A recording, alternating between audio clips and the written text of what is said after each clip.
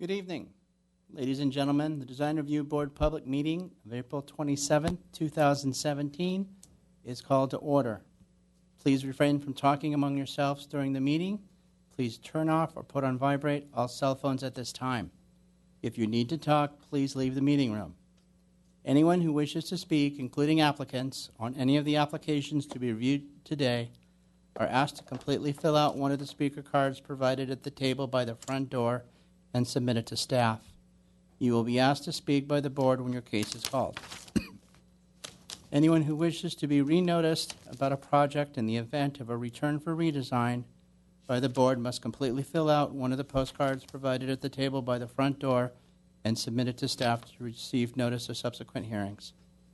Current DRB agendas are available by visiting our website at www.glendaleca.gov. A handout describing the procedures of the meeting, possible board decisions, and DRB appeal is available from staff. This will be roll call. Mr. Malikian. Here. Mr. Tarchian. Here. Mr. Simonian. Present. Thank you very much. I'm losing my voice. The agenda for this meeting was posted on the bulletin board outside City Hall at or before 5 p.m. on April 19, 2017. Mr. Chairman. Thank you. So we're going to go in order, and we're going to start with the first project, which is, I guess, a return from the redesign and the Valley View Road project. And we have one card, so if the planner is here, we can go ahead and get started. Yes, Mr. Chair and Design Review Board members. This is a proposal for a single-family dwelling on an undeveloped lot. The location is 1680 Valley View Road. The property does not have direct driveway access. The driveway access comes off of another lot that serves multiple properties, including this property. So the use of that driveway requires approval of a variance, and a variance has been granted for this project. This project was reviewed back in August 2016 and returned for redesign with a couple of conditions. The conditions related to stepping back the second story of the building, to create better massing, to lighten up the massing of the building by changing the deck covers from solid to trellises. The project as revised in front of you now, staff thinks that the conditions have been met, the building massing has been modified, covered decks have been changed to trellises instead of, and this has the effect of lightening up the mass. However, staff still thinks that the uncovered decks still don't comply with the hillside design guidelines. They still convey the image of the appearance of flattening the top of the hill to create flat areas, large flat areas. So staff's recommendation is for the board to approve the project with one remaining condition, and that is to allow staff to work with the applicant to further modify the decks more consistently with the hillside design guidelines. Having said this, I would like to point to the plans. The plans for this project are on the front board. The leftmost column, the colored plans, are the plans that were reviewed the last time. The rest of the plans are the revised project. And these plans, the complete set of the previously reviewed plans, together with a complete set of the new plans, have been provided to the board as attachments to the staff report for consideration. But because of space restrictions on the boards now, I put up just a few of the old plans. The rest of it is available here in case the board wants to see it. I would like to conclude my presentation unless there are questions from the board. We do have a question. A question for staff. Is this then the third time we're hearing this, or was there another version that was heard previously? And I might be mixing up cases. There was another house that was designed by the same architect that had decks that were kind of cantilevering over, it was like the halo of the Saturn planet, as I could describe it. Was that this one, or was that another project? This project was returned for redesign twice. The first review had decks that cantilevered out a little bit. So this is that, okay, good. And then the second review, the decks didn't have cantilevers, but they were still substantially large. Okay, And this is the third review now. I see. And then per the rules and regulations, what are the options when it's come back this many times? The third time, the board can approve the project, may approve the project, may approve it with conditions, or the board may deny the project. I see. Okay. All right, thank you. Do you have any questions for us? Yeah, I just have one question. What specifically about the decks are you finding to Thank you. to be at issue? Specifically, if you look at the elevations and the cross sections, the house appears to be nestled into the hillside. However, the deck still conveys a big flattened area at the top of the hill. So we were arguing for a stepped deck, a lesser extent, but stepping down with the topography instead Can you of. come and point out the area that you're referring to, please?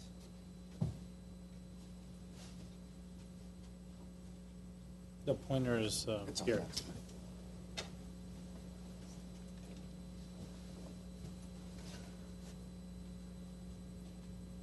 In the previous version, the decks had large extents, and then they were the parapet walls were capped by white capping, and this was accentuating the appearance of the deck, the visual appearance.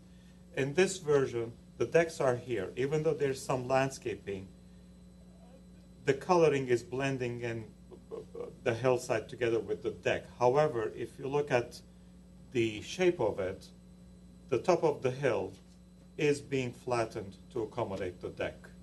And in plan view, these are the two decks. So the top of the hill is being flattened to accommodate the deck. Instead of the deck, for instance, extending less from the house and wrapping around the house maybe in two levels, two tiers. So what you're saying is basically eliminate this whole thing. Either eliminate or reduce the extent of it, break it up. It's also apparent here, but it's mostly covered by vegetation. But the form is there. And it's also here. It's visible here. It's also visible in the perspectives. This is the deck. And since some of the house, there is, it's really a three-story house with the garage. I remember at some point there were some discussions about the mass and the height. Have you guys had discussions as to why it's a three-story and why the garage, why it's just not a two-story? Because you could see in the rear, this area does end up daylighting, so it gets light, So what was the thought process? Let me address that. The house can be considered a three-story house by definition if there are three levels stacked on top of each other at any one point. So if sections of the house have three levels stacked on top of each other, then it would be a three-story house. We vetted this back and forth with planning staff. There is no place where three stories are stacked on top of each other. So you take cuts at any point. Two levels are stacked on top of each other. So by definition, it's a two-story house. So we vetted that quite a bit until we got to this point. And the plan was modified to address that point. So from staff's comments that by eliminating the majority of the deck, staff thinks that is okay with the house cutting into the hill and just basically flat sitting on top. So that on its own meets the hillside guidelines. We think that's okay, yes. Okay. And is this considered as a secondary ridge? or protected bridge lines. Okay. We have only one card. Mr. Edward Hagopian. Good evening, Mr. Chair and board members. My name is Edward Hagopian. My address is 220 South Kenwood Street, Suite 210, Glendale 91205. I am the designer and architect of this project, and from the previous project to this design, we had three conditions that I believe we have met all of these three conditions. First of all, step the second floor back in any direction. Now we have stepped back. That is the major change that we have done. Especially, may I approach and show you the major change that we have done? Yes, Designing please. this project is what you see here. That doesn't exist anymore. This and this is gone. Now we have this versus this. So we have 2-story here, 3-story here. We have 2-story here because that portion of the building, in no point, as he mentioned, in no point there are 3-story on top of each other. Then we have cut back everywhere. You see a room here, a room here. So it's set back, set back, set back. In any direction, we have that. We have changed all the heavy columns that we had here. These columns that you see here, everything is changed to simple columns and trellises on top of. This is the major change. Besides that, I believe this portion of the lot, if you see the contours, it's not very steep slope. So for a house, we need a backyard. We don't have any backyard. And this is for future swimming pool area here. And it's stepped down. This is higher and this is lower. And the walls are in a way that is almost not visible, very moderate deck that we have here. And as I said, the contours are so distant from each other that we are not grading. By the way, our grading is under 1,500 cubic yard. Of course, we have a little bit less grading compared to previous project. That's a minor change, like 18 cubic yards less. Floor area is few, like 18 square foot less. These are minor things, but the major thing is to redesign the project in a way that it's 2-story, and this is what you see from the driveway. 1 story on top of the garage, and then that's way back, as you can see in this plan. That much difference here, here and here and here. So, Mr. Hagopian, the garage, which all this, kind of that garage level, isn't there 2 stories above this? Yes, only 1 story wall. As you can see in the plan, this area is empty. We have garage, 1 story, and garage. Okay, where is the second floor?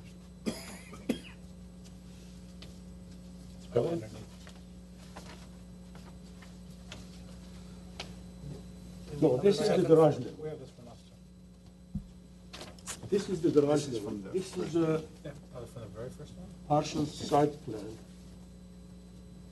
I think it's probably underneath these. Maybe, yeah, you're right.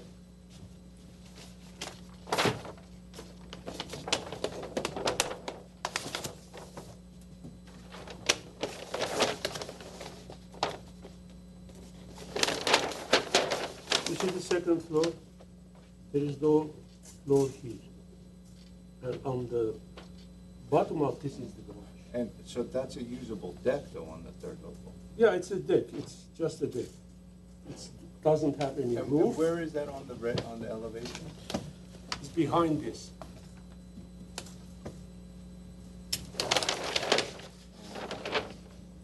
So you see, this is the upper level, if you can call it. Where is this which one is this elevation?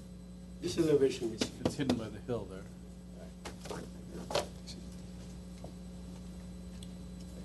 so only this area is only 2-story. Okay.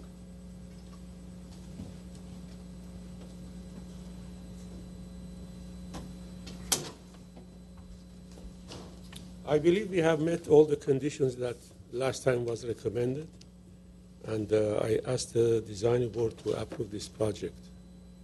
We started this project 3 years ago, and we went to the variance of the driveway, while the other neighbors of these 5 houses, they are driving through our property to enter to their houses. But that was the code that we have to file for a variance. It took us about a year to go through the process, and now we are here to, with a design that I believe we have met all these 3 conditions that you recommended last time. Do we have any questions for No. applicant? Do we have any questions? No. Thank you very much. Okay, I will be closing the public hearing. Who would like to start? Would you like I to can start. So I agree with staff. I think that Mr. Hagopian has done a phenomenal job in amending the prior submitted plan and really lightening the overall mass of the project by simplifying the exterior, reducing the mass on the columns, moving to wood trellises, and also stepping back the second floor to make it compliant with the hillside guidelines. I think that the use of the lighter elements have gone a long way, even though the overall size of the house is still pretty much the same. I disagree with staff. I don't see an issue with the deck. In fact, I thought the deck was one of the most well-designed aspects of this project versus the previous deck that had a lot of breaks, had a lot of use of railing. I think this deck, with its broken off effect and the good use of landscaping and deep beds for that landscaping, look very nice. I understand that there's an element of the hillside guideline that avoids creating flat spaces, but I've been to this property. I've walked the property, and the area, once you get over that little berm, is pretty level. I mean, there's a slope to it, but there's a nice patch of level space. So I would be okay with it as designed. The only recommendation, because it can't be a condition, would be that if they do a pool in the future, that they do something like an infinity pool, where that we condition it in some way where rails are not introduced later to defer. And I think that if they had a view lot like this in a pool area, that they'd probably be going for that kind of a feel, so they don't have to have it blocked off on that side with railing. And I think I'm in support of the project. Mr. Simoni?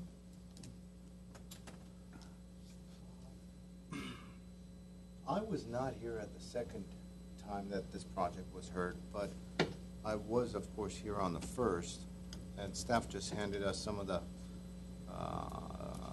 record of decision and conditions that we had placed back in 2015, September of 2015. And so I quickly read through those as a refresher, because it wasn't readily available in our report that was given to us. And I do seem to recall a lot of the details. And at that point in time, the house was 4,899 square feet.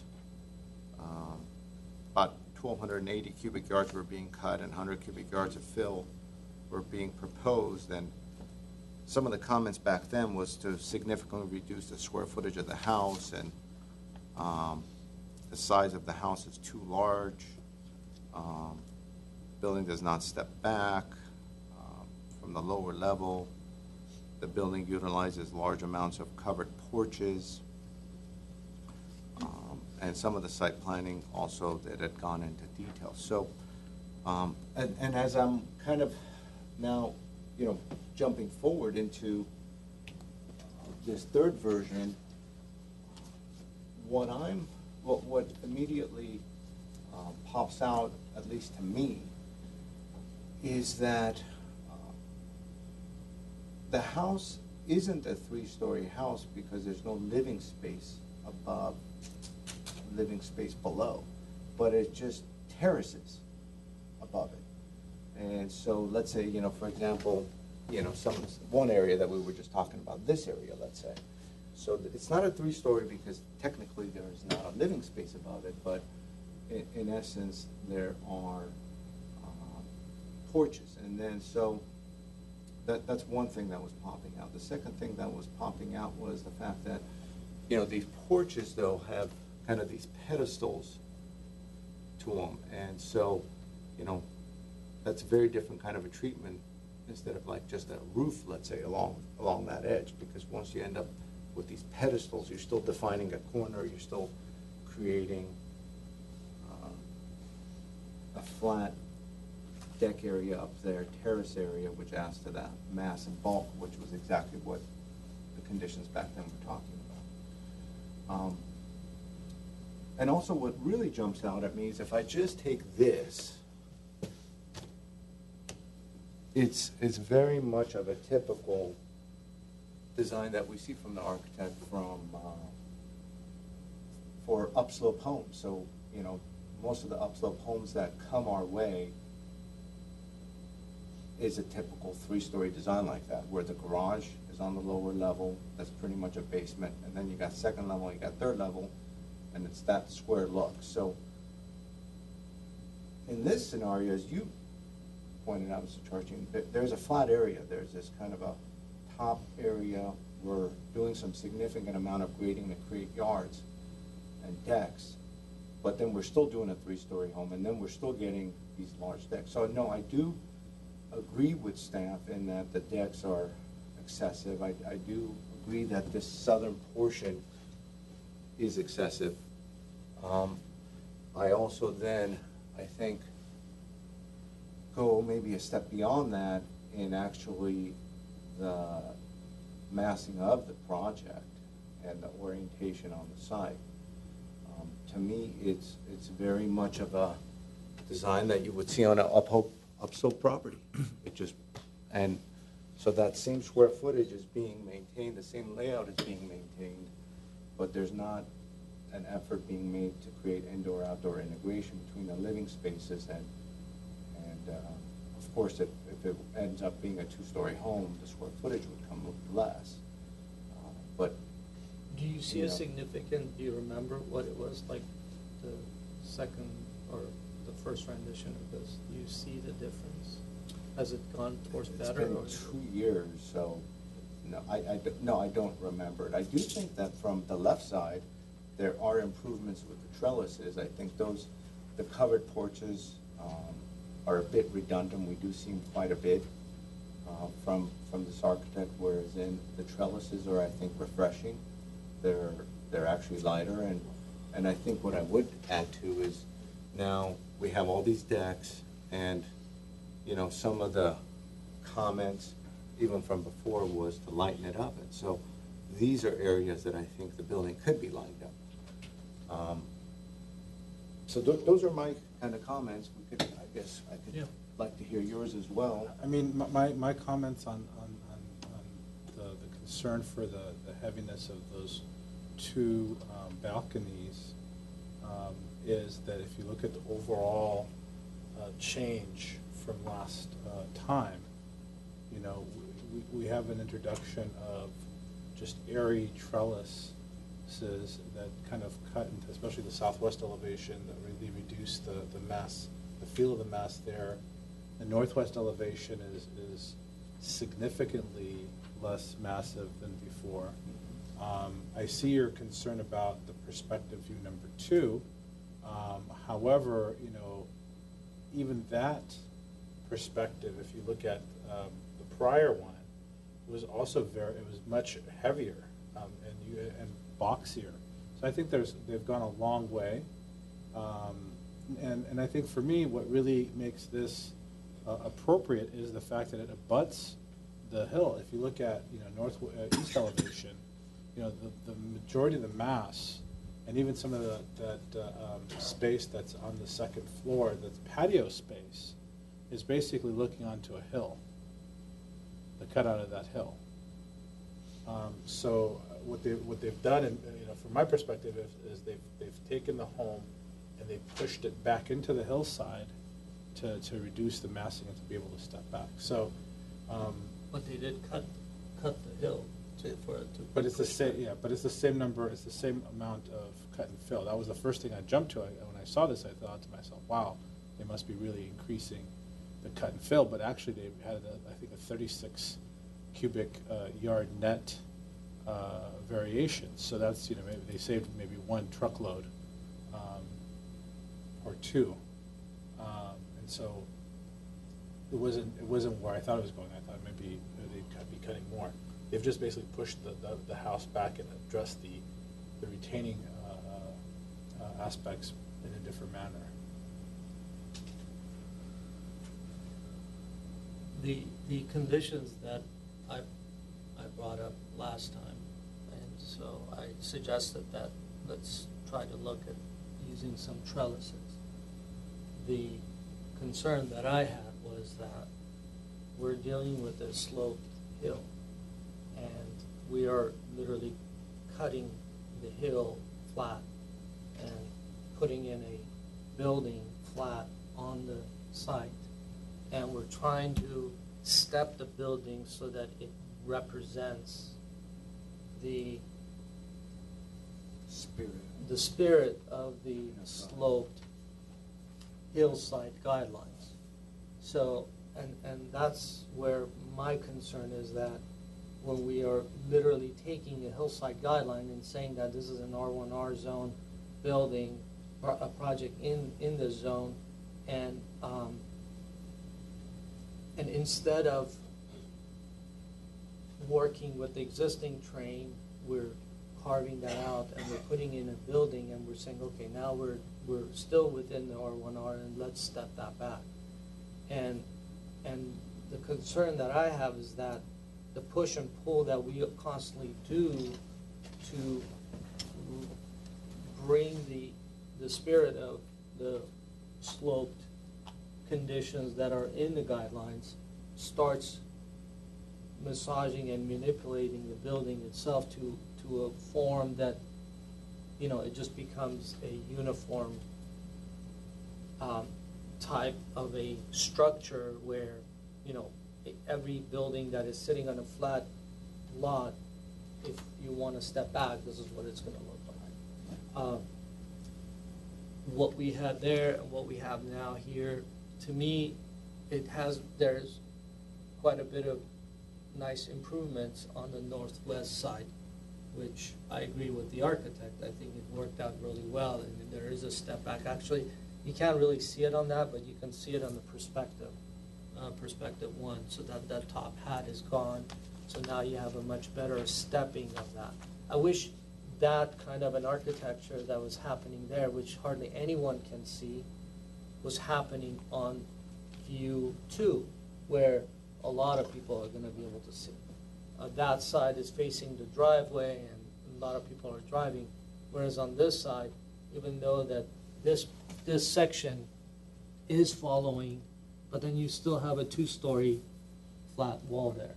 And essentially this whole thing is a 2-story, but just this decorative trellis has created that step. Whereas just this, I think it's very nice. I think it's stepping back, and I agree, maybe that these can cut down, and maybe that it does become a lot lighter. But then if this comes out, then you have one sheer flat. Whereas a lot of nice details in architecture is happening at that end, in my opinion. So that's where I am kind of concerned, and I agree with you that by letting the contour come up rather than carving this and flattening this out, that may cause portions of this building to somehow come down to the ground and meet the ground at different levels, so it'll start giving some sort of a hillside depiction of that volume there. instead of carving this out and putting this building right on top of a flat deck. And that's where I'm thinking that it may actually help that if you leave this as an existing contour, this building may actually extend down as this retaining wall is down. Maybe it ends here, this part is up here, and so you have some playfulness of the volumes then. So that's where I think quite a bit of improvements has happened on one side, but as you turn and you look at the southeast, which to me is the important part, because a lot of Cumberland and other properties down below can actually see this, will not enjoy the details and articulations they have on this side. Cutting the earth and literally fighting the battle now for this, I think this is, it's quite a bit of earthwork in order for it for the future.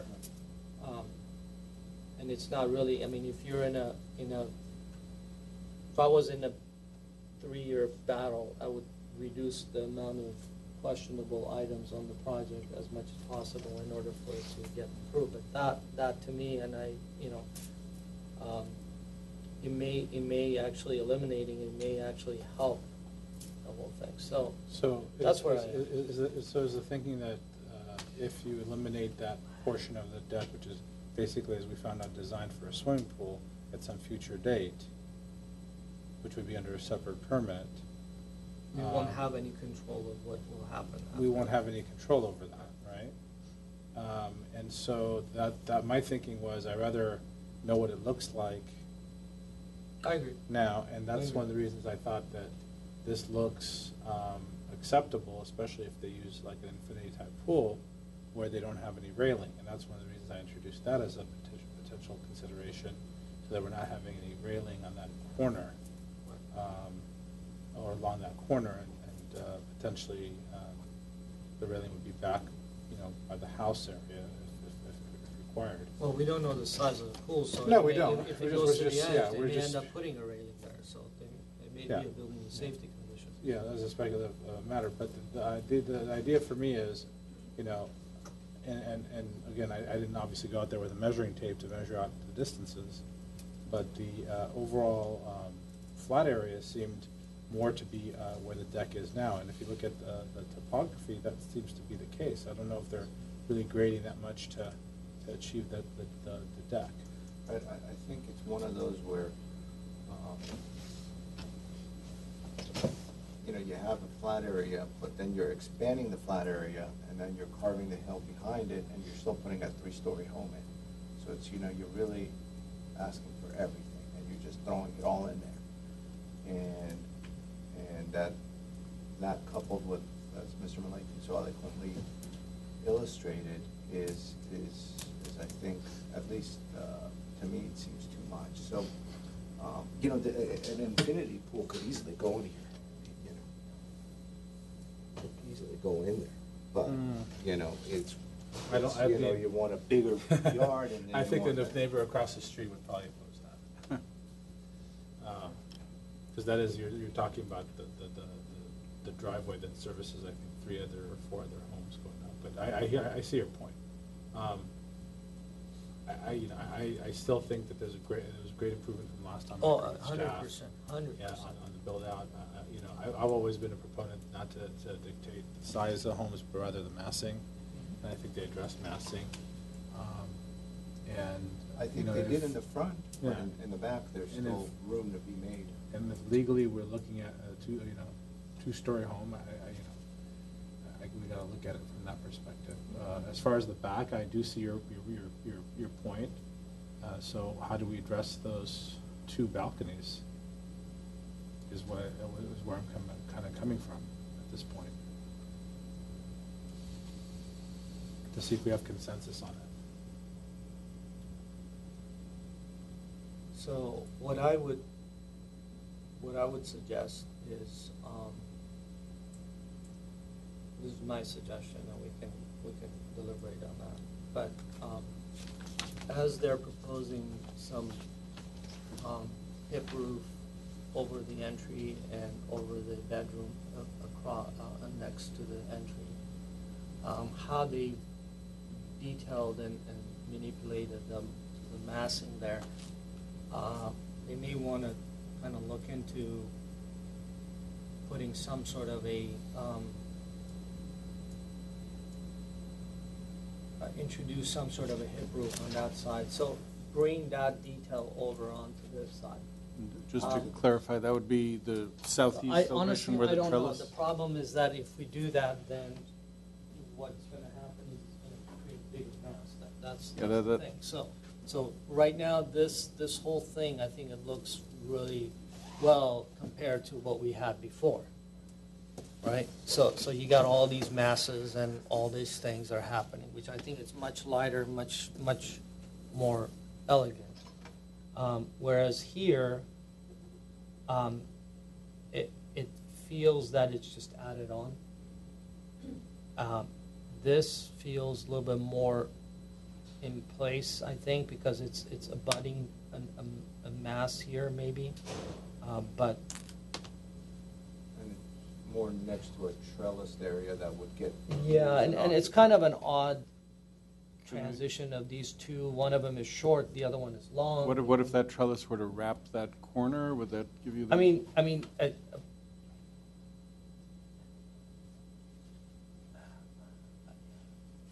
you don't have. I think the blank wall in the back is also additive, because what you're referring to is, you could fix some of this with a hip roof, let's say, and you might even reduce the area of the balcony or whatever happens there. You kind of start to integrate that, but you still have this more flat area Honestly, here. you know what I would have done, and I'm not saying it should be done. I would have taken this whole ground level, pulled it up, put this type of a roof on top, and then create that stepping of that and get rid of this and introduce some of this. That's what I would have done, but that means that we're adding square footage, and I don't want to do that. So I mean that would have been a valid solution for that, rather than create one flat area. This portion of the building would have increased, came up here. This section, the building would have come down a little bit further. The top would have been kind of the same detail would have been carried across, and only one major place. This is a trellis at the entry, which is nice. The same kind of a detail with these pedestals would have probably introduced here, so that you have that kind of a condition. And I think that would have solved that. Mr. Chair, can we ask the applicant to come up so we can ask if your suggestion is doable without increasing square footage? I mean, you're going to add a square footage, so because the thing is, Because I actually like that as a solution, because I think it would improve it. And I'm looking at we were looking at the interior design simply for exterior design purposes, and they have a fairly large cutout for the dining room. So maybe there's square footage there that could. see, the thing is, shift over. I don't want to suggest a change without knowing holistically knowing what the consequences are, because we're talking about, I specifically talked about this, and this area was improved tremendously, and the balconies were replaced, and I suggested the balconies maybe a trellis, and literally a trellis came about. Okay. So what I'm saying is that if this gets moved out, the question that I have is, how do you treat this elevation? So that's my concern. I see. So how do you wrap that? If this comes out, it's fine, but how does that wrap around? How does this trellis come around? So all of those questions come about. So I just don't want to suggest something, but that would have been one of the solutions, that how they would have introduced that. If I could add yes. something, if you look at bedroom 4 on the first floor, it has an exit door that comes out. It's below the level of the deck there, and there's some steps that come up to deck level. If we bumped the kitchen out in that area, that egress path from the bedroom along there would would be lost, or you'd have to push it further out, which I think would then create more of a wall below it. So Mr. Platt is answering some of the Yeah, I questions think I it's would have asked. unanticipated consequence there. What about prescribing different use of railing and getting rid of the corner, corners, the massing on the corners of the Pedestals. balconies? Pedestals, yeah. Look, it's all these, so I think. So let's not just try to put some stuff mic- together. yeah. We got some other projects Yes, ahead of us. so and see where you we end up. guys make the decisions and conditions and recommendations, and we'll go from there. I mean, I would make a request that the conditions be read, and then we'll see where we are with, if we have any consensus, right? Right. Okay, I'll just read the various ideas that have been Mr. Chair. thrown out that I marked as, do you want to? 30 seconds. Yeah, people. Mr. Chairman, 30 open- seconds is very little. Well, we have people, I mean, we don't open public. I thought about this corner here.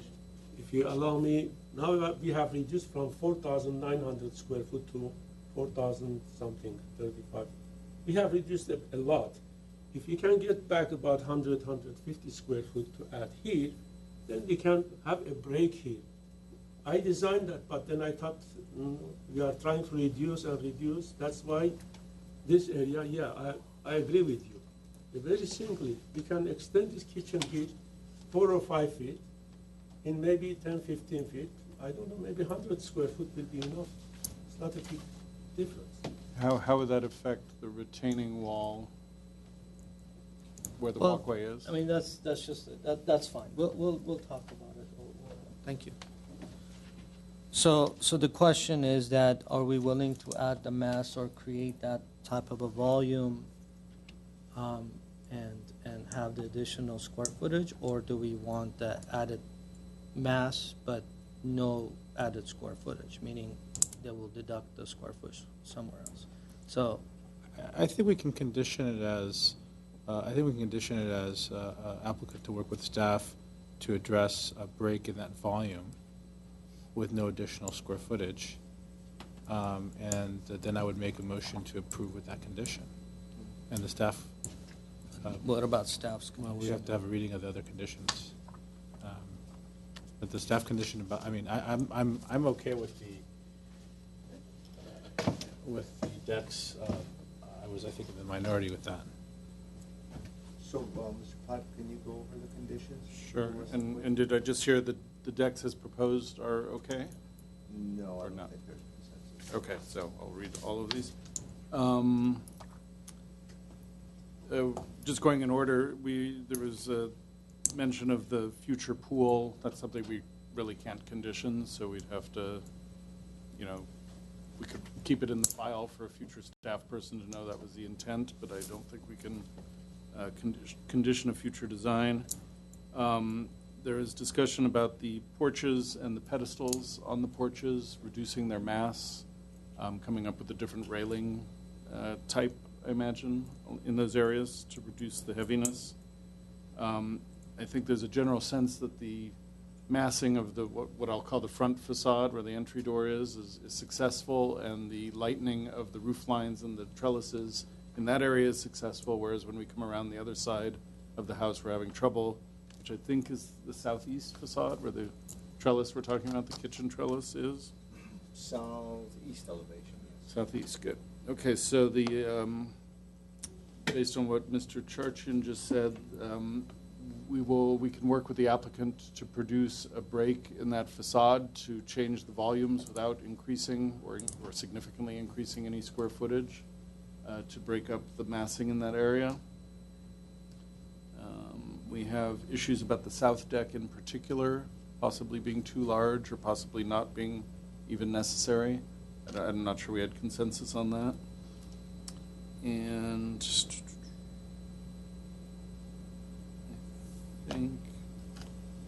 I think those are the things that I've heard that were actual sounded like conditions. So I think where we have consensus is we have consensus that staff can work with the applicant on guess, perspective view 2, which is the southeast elevation, to break that volume, and the use of additional square footage there is acceptable, as long as the overall square footage is not increased significantly. And then, which would only leave the issue of how to deal with the decks. And then I'm in the minority on my not having issue with the decks, so that the condition as stated would be reducing the width of the decks at the west and, the south side of the house to better conform with the topography. Yeah. Right? Yeah, insofar as the pedestals are concerned, that's a holistic condition, I assume, for. Yeah, that was a recommendation that I was making as an alternative to dealing with the volume by adding square footage. But I think it's coupling some of the comments I was making too, because I was focusing on the pedestals. And so if the pedestals are being removed, redesigned, and integrated into the railing guardrails, that's a holistic condition, really. All the way around. Throughout. I don't know that the pedestals were staff's idea here, but on a lot of these traditional houses, when we review designs, and I think the board has given us insight into this, if we have 3 sides of a balcony, say, or a terrace, and all of those are basically just metal picket railings of some sort, decorative or not, we've often found that those themselves start feeling a little less architectural and a little more tacked on. So we've often recommended having some architectural feature, an extension of the wall or something else, to give a little weight and solidity to the railing area. So that's something we've generally done. So if you want us to do something different, if you have specific ideas, that would be very helpful for us. I had no issues with the pedestals themselves. I was just making a suggestion when I was speaking as to maybe reducing, playing with those a little bit, maybe playing with the railing options there on the southeast elevation. It was not a holistic. Mine was not a holistic approach, because I think we were in consensus that the southwest elevation and northwest elevations were treated well. Yeah, because on the northwest elevations, there is a purpose for those pedestals, because those large 10 or 12-inch posts of the trellis sit on them. Yeah, I understand. And so, whereas on the southeast one, They're just kind of hanging they out. just kind of hang out. So I think my comments were these pedestals and being redesigned, insofar as prescribing a specific methodology. I don't think we want to get into all that, because it needs to kind of integrate with whatever is being done here.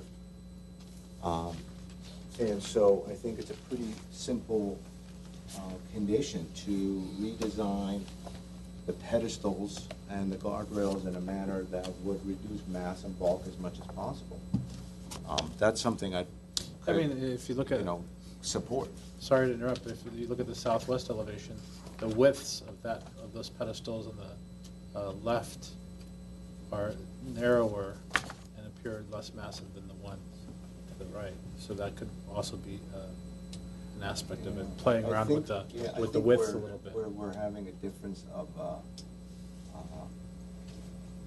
opinion, I think, is whether they're narrow or bulky. They're just not a good architectural feature. I see what you're saying. Insofar, so it's very hard to prescribe a dimension to them, or size to them, or proportionality to them. I think it just needs to be looked at holistically, just like he did. And you're comfortable prescribing that to staff? Yes, that's what I'm getting at. And so I am comfortable doing that, and I'm comfortable in the sense that it be applied holistically throughout. Insofar as the deck is concerned, I don't think we're talking about a reduction. I think we do agree with staff that this portion gets eliminated, and then the natural terrain kind of comes up and reworks itself with this facade, I think is the direction that I would support. But I think with that. And leave whatever future pool design they do down the road. Yeah, they'll just come back if they have to, and it is what it is. But would they come back for this pool? No. No, well, we don't even know if there's gonna be a pool. We're just talking about what's presented in front of us as far as the decks are concerned. And there's a comment by staff that the decks are excessive, and I'm saying, I agree with that. And so, that's all we could do is condition modification to the current site plan, and then whatever happens in the future, if So they- your recommendation, I'm so sorry, is to basically eliminate, if I'm understanding you correctly, you're saying eliminate the proposed pool deck. Right? That's From the right, that's design. right. Call it the Again, south deck. My mindset is The south that deck. we're creating, usually we create decks, not so much for pools, but to create a flat area in order to build on. In this case, we have a 4,000 square foot home. We have what it seems to be a 3-story, even when you look at it from a certain direction. We've done all that, and then we're, in addition to that, we're creating another deck. And I don't think that's been in the spirit of the Hillside Design Guidelines of what we've preached in the past and the way we've judged other applicants that have come I in front of understand. us. And so So, I do agree with staff, and I would support a motion where that south part was eliminated. And so it's up to you guys. That's make- what I think we could. I'll make the motion to approve with the condition that applicant work with staff to remove or greatly reduce, because there might be some technical issues at that entranceway with the entrance to the fourth bedroom, the south deck, and the other conditions as stated. Yeah, the exit wouldn't be effective because the exit Well, just I'm kind not- of goes off of up this higher. area. I'm not an expert, Yeah, but This I is wanted the to- exit, I and see. we're talking about this You're just portion. talking simply that portion. Simply past this line. Okay. Yeah, because this could exit on its own Gotcha, and okay. do its thing. All right, so we'll retract that extra comment about the exit. My motion still stands for approval. So do we want to review the conditions? Sure, I have 3 conditions. The first is to break up the volume of the southeast facade through some sort of break in the wall without a significant increase of square footage, though a limited square footage increase would be okay.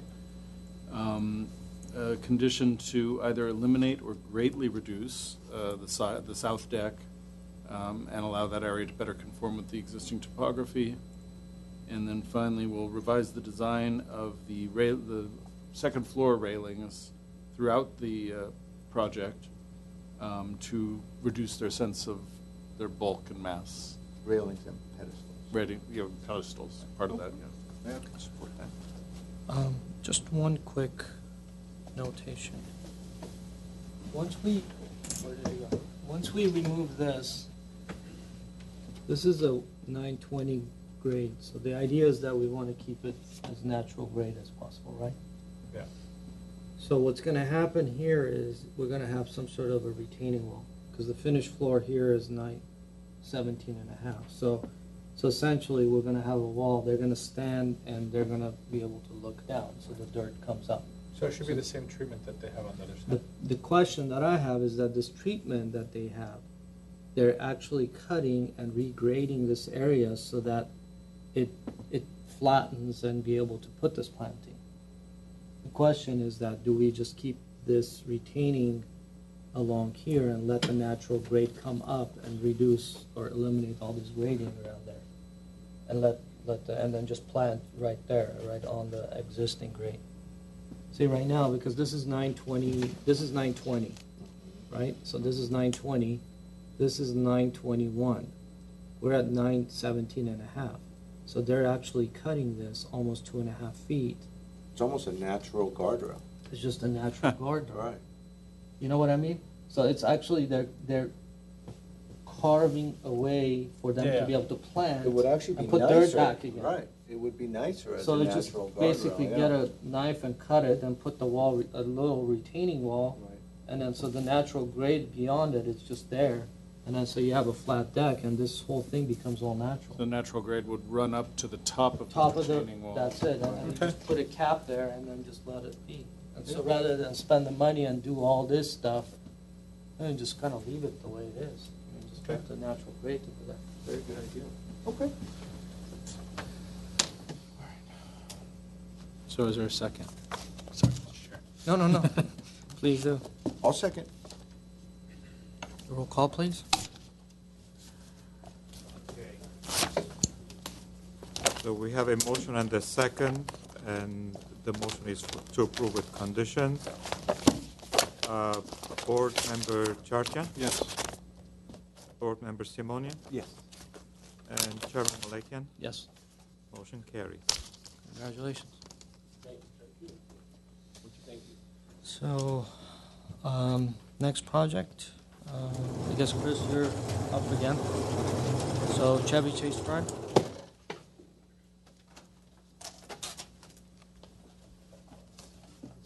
Mr. Khan, when you have an opportunity, if we can get street view of, The next one? yeah, that'd be very helpful. Thank you.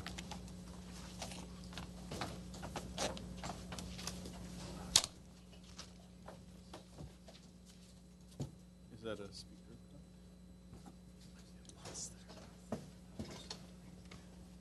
Just hand it back to you.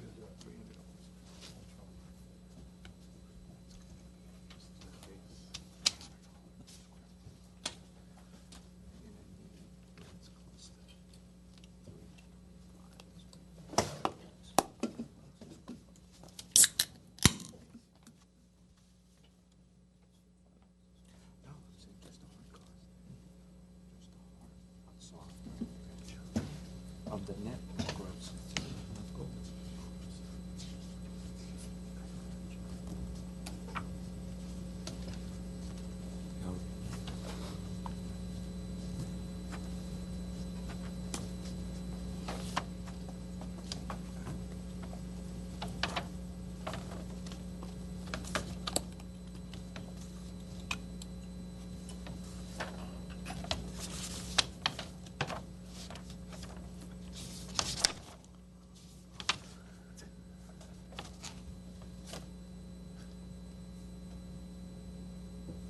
Okay, Mr. Chair and Design Review Board members, this next project is located at 206 West Chevy Chase Drive. The property is a vacant lot, undeveloped, about 11,000 square feet. It's an infill lot, and it's zoned commercial auto. And it allows for a number of different types of commercial and auto-related uses, including office and retail types of uses. The proposal in this case is to develop the property with a 25,000 square foot, approximately 5-story commercial building that would house primarily general office uses, some medical office, and a little bit of retail, which will be a pharmacy in this case. There are proposed 81 parking spaces within the building. The property is accessible from Chevy Chase Drive as well as a back alley, a public alley. Part of the garage space would be accessible from Chevy Chase Drive, and the rest of the garage, which would be mostly underground, would be accessible from the alley in the back.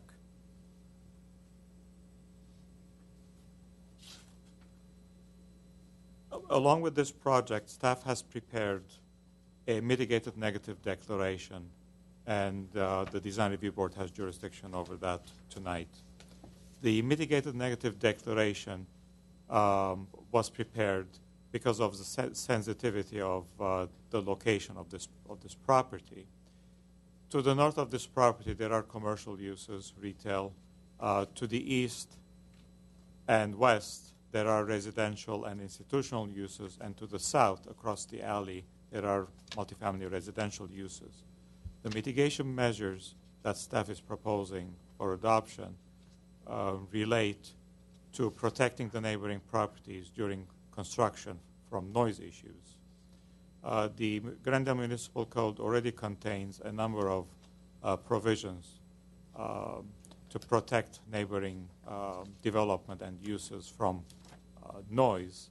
The mitigation measures would be adding to the noise to the noise protection.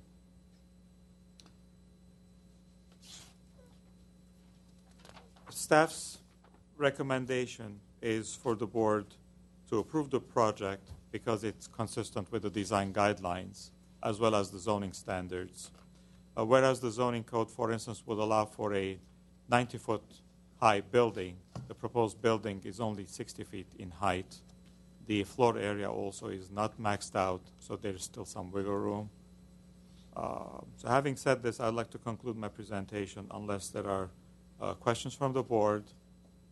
We think the building is well designed and it fits the zoning standards. Do we have a material board? We do. It's put up on the board. It's that's the one. Mr. Chair, I have a question as well. Yes. Sir, I have a question about the use of landscaping and terraced landscaping. Is that part of a requirement to have that additional landscaping space? That's in addition to what the code would require, and this is designed to alleviate the mass of the building by creating the landscape planters along the face of the building, on both sides of the building, and in the front and in the back also. But it's not a requirement. That's correct. It's not a required item.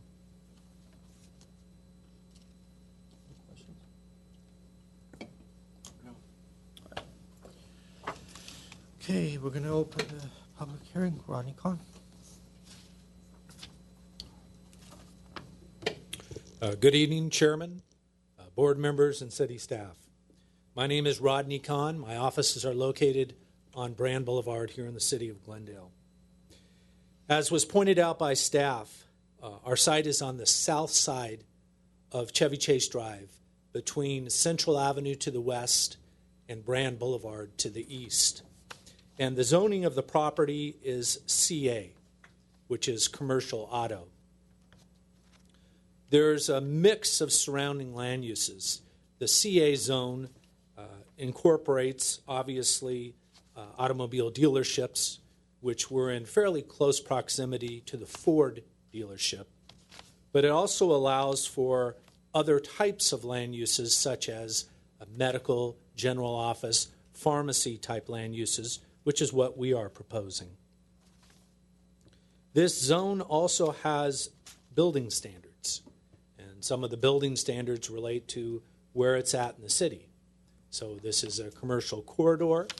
One of the building standards allows, as was pointed out by staff, for a building up to 90 feet in height. The city sees this area in transition where they are hoping new, appropriate development will be constructed. And in fact, the city's vision for this area, and a vision they're working on as we are speaking, is for the South Glendale Community Plan.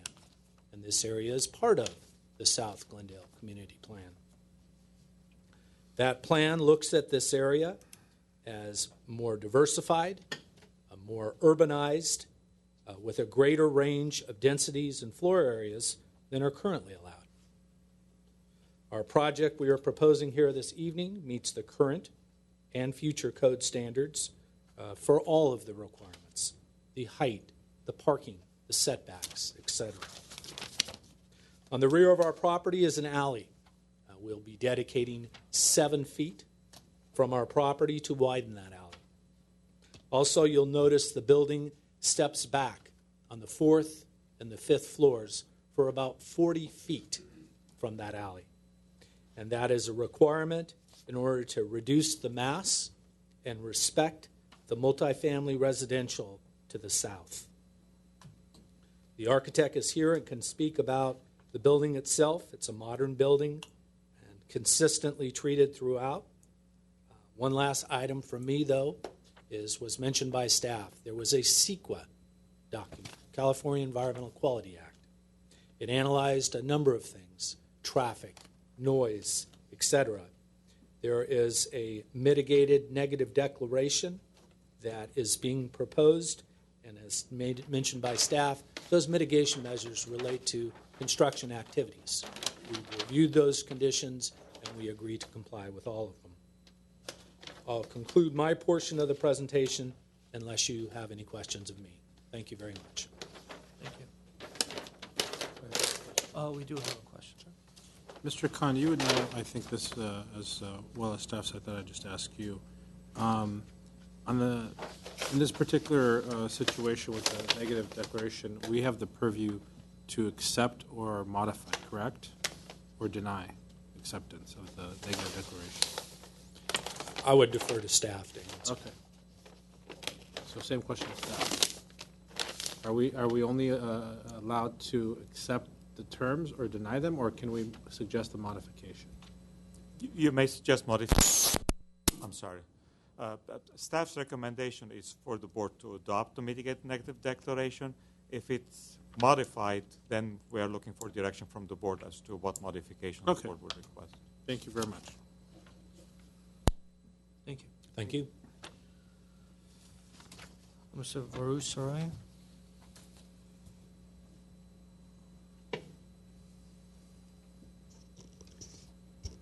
Good afternoon. My name is Varouche Saroyan. I'm the architect of record. My address is at 128 South Kenwood here in Glendale. I don't want to go through repetition. The case has been nicely presented by the city staff and Mr. Rodney Khan. I'm here if you have any questions. We do have some questions. Good evening. Good evening. Some questions. In general, we have an abundance of landscaping around the building to, as Mr. Khan suggested or indicated, to really reduce the mass. One thing that stuck out to me is a lot of these planters are, being serviced from private office spaces. So in other words, this whole area is going to be leased, let's say, to a tenant, and then you have this landscape area that needs to be accessed from this portion. And of course, these are going to be private. These are going to be built out in certain ways, desks, offices, etc. Whereas in the landscaping is part of the common area maintenance, and would really need to get access from the hallways and the corridors of the CAM area, the common area. And so I was wondering what your thought process was on that, and how practical you thought that was on a long-term basis.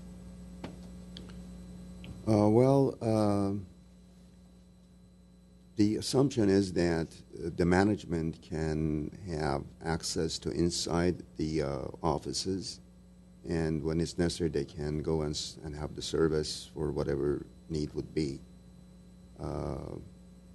That's basically was the thought that we had before, when we started, actually. Which, as you might imagine, might not be the most practical thing. If I'm there with a meeting, I might not want the planning service coming through while I'm having meetings in my own office. So I'm not sure about that. That was a comment I had. Another more big picture question that I have, I definitely appreciate the mass of the building being shifted away from the alley and away from the residential, and also some of the massing of the front as well. But I'm a bit troubled by all the glass, and so we even have what it seems are glass parapets, and so there's an abundance of glass with these kind of eyebrows that come up, and so if it's of course done in a very meticulous manner with the specifications of a commercial German, let's say, contractor, and that's kind of an industry standard for just the best of the best, then it's one thing. But besides that, it just seems an abundance of glass, and I'm wondering what really led you down that route to just introduce so much glass all over the place, and how does that affect your HVAC systems, etc., especially in some of the more areas of the building that get a lot of sun? Well, the glass finish, the exterior finish, was something that the owner liked that, and she was pushing for that, actually. And we basically followed that path to get to something that can be doable. It is doable. I had 2 meetings with PPG Glass, And if the case will be approved and we can pull a permit, there will be a part of the exterior curtain wall installation and whatever would become necessary for dealing, as you mentioned, for the HVAC issues as well. And are this, we don't have physical samples, but we have these aqua-colored samples. Yeah. Are these, and then I'm looking at the picture and I can kind of see a transparent glass. Are these transparent? Not all the glass is transparent, only the window portion of it is transparent. The rest is not, actually. Behind that will be basically drywall, and it will be a curtain wall on the outside. And so if I'm looking at, let's say, this elevation, it just seems as though it's all transparent. And so, is this all transparent or is it not transparent? It's not transparent, no. Only portions that are actually the window portion of it is transparent. I'm sorry, is on the other elevations, like the west-east elevations, you have a light aqua green and a dark aqua green. Is it the Yes, light that's- aqua green that's transparent? that's and the dark transparent aqua portion. Yes, green it is. Is not transparent, okay. I think the rendering doesn't reflect the actual elevations where you have the opaque panels and the clear panels. And then, how much do these protrude out, these horizontal elements? That's the maximum of a foot, maybe 15 inches.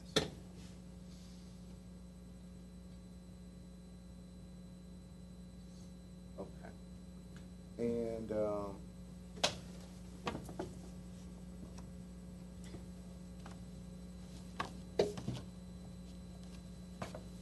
those are all the questions I have at this moment. Thank you. Thank you. Tallene Pupian? Oh, no, well, No, it says that's- Project Central. No, this is on Sugar Chase. I'm sorry. Wrong project, you're absolutely right. Thank you. So, we don't have any other cards, so I'm going to close the public hearing. Would you like to start? Start on this one. As I indicated, I think a lot of effort has gone in on the mass and bulk of the design, which I appreciate. We are in a commercial auto zone. It's commercial zoned, and so, the by right entitlements allow you to get the height and the mass that you require. However, in this case, the architect is actually scaling back some of the edges to be more harmonious with the surrounding existing residential fabric, which is, I think, a wonderful thing. There are some things that are puzzling to me, as I kind of started talking about earlier. I could tell that the landscaping and the planners have been integrated into the planner, kind of, as even staff indicated, reduce mass and bulk. And I really have two, I wouldn't go so far as saying concerns, but I have two, well, maybe light concerns, as you might say. One is the serviceability on it. There are just a lot of commercial buildings around town which have these landscape portions on the second and third levels, and they're always neglected. And 5 years later, 10 years later, rarely do you see any landscaping in those portions. And that's because the access is exactly provided in these kind of manners, where you got to go through a private space. Spaces get built out. Some of these companies will end up putting, let's say, all their computer systems, et cetera, or their data rooms in a certain specific area, and wouldn't want the maintenance guys going in there or around there, et cetera. So I think in order to have a meaningful plannered area in a terrace, which I think is commendable, which is wonderful, should be accessed from the common areas. And if that's the case, then it actually has a chance of being utilized. And even then, it is a very expensive thing to maintain on a long run, because you need a planning service to come by all the time to service them. And so landlords end up cutting those services. But in any case, if they're accessed through private space, I don't think get utilized all that often. So that was one comment. And the two is, if you take those out, then the facade starts to look very different than it is as depicted. And so I don't have any particular concerns with the mass or bulk of it, but I do have some suggestions, I guess I would say, in the front facade. You know, overall, you know, the entryway of this just kind of form doesn't have the level of undulation and articulation as other medical buildings have. And it's, you know, interesting that we have two medical buildings tonight, and you know, I have a couple 11 by 17s here of that one. And so it's ironic that we have two of them on one night, but it's interesting how, you know, you could really introduce a lot of undulation and articulation in that facade and really get it to fit in, you know, in the 21st century kind of a look. This had a time, and this look was very prominent at certain points, but I think it is a bit dated. So that's the second concern I had. Overall, look, you're going 4-level subterranean. It is very heavy construction. It's going to take a lot of rents to pencil that out. That's not the intent of this board. But overall, it's an amazingly complex thing. So that I'm putting aside, and I'm just concentrating on the design of this thing, and I'm going, wow. I do think that the facade could get articulated better, could start getting less brutal in a sense and more intricate. And it would be nice to actually see some examples of the facade, because, you know, it's just such a prominent, the storefront system is such a prominent piece. It's just the whole thing is glass. And how does it look like? How is it going to really detail?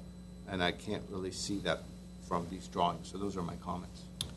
Mr. Churchill? I join Mr. Simonian in his concerns about the landscaping. I thought the landscaping plan was very bare bones.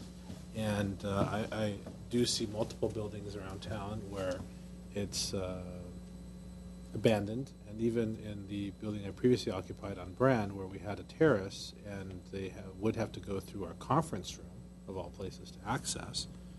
You know, they were actually maintaining on a regular basis. They were having a hard time keeping the landscaping, the little landscaping that we had out there, looking something other than dry and dead. So I mean, the use of it makes the building, I think, look nice, and it makes the building look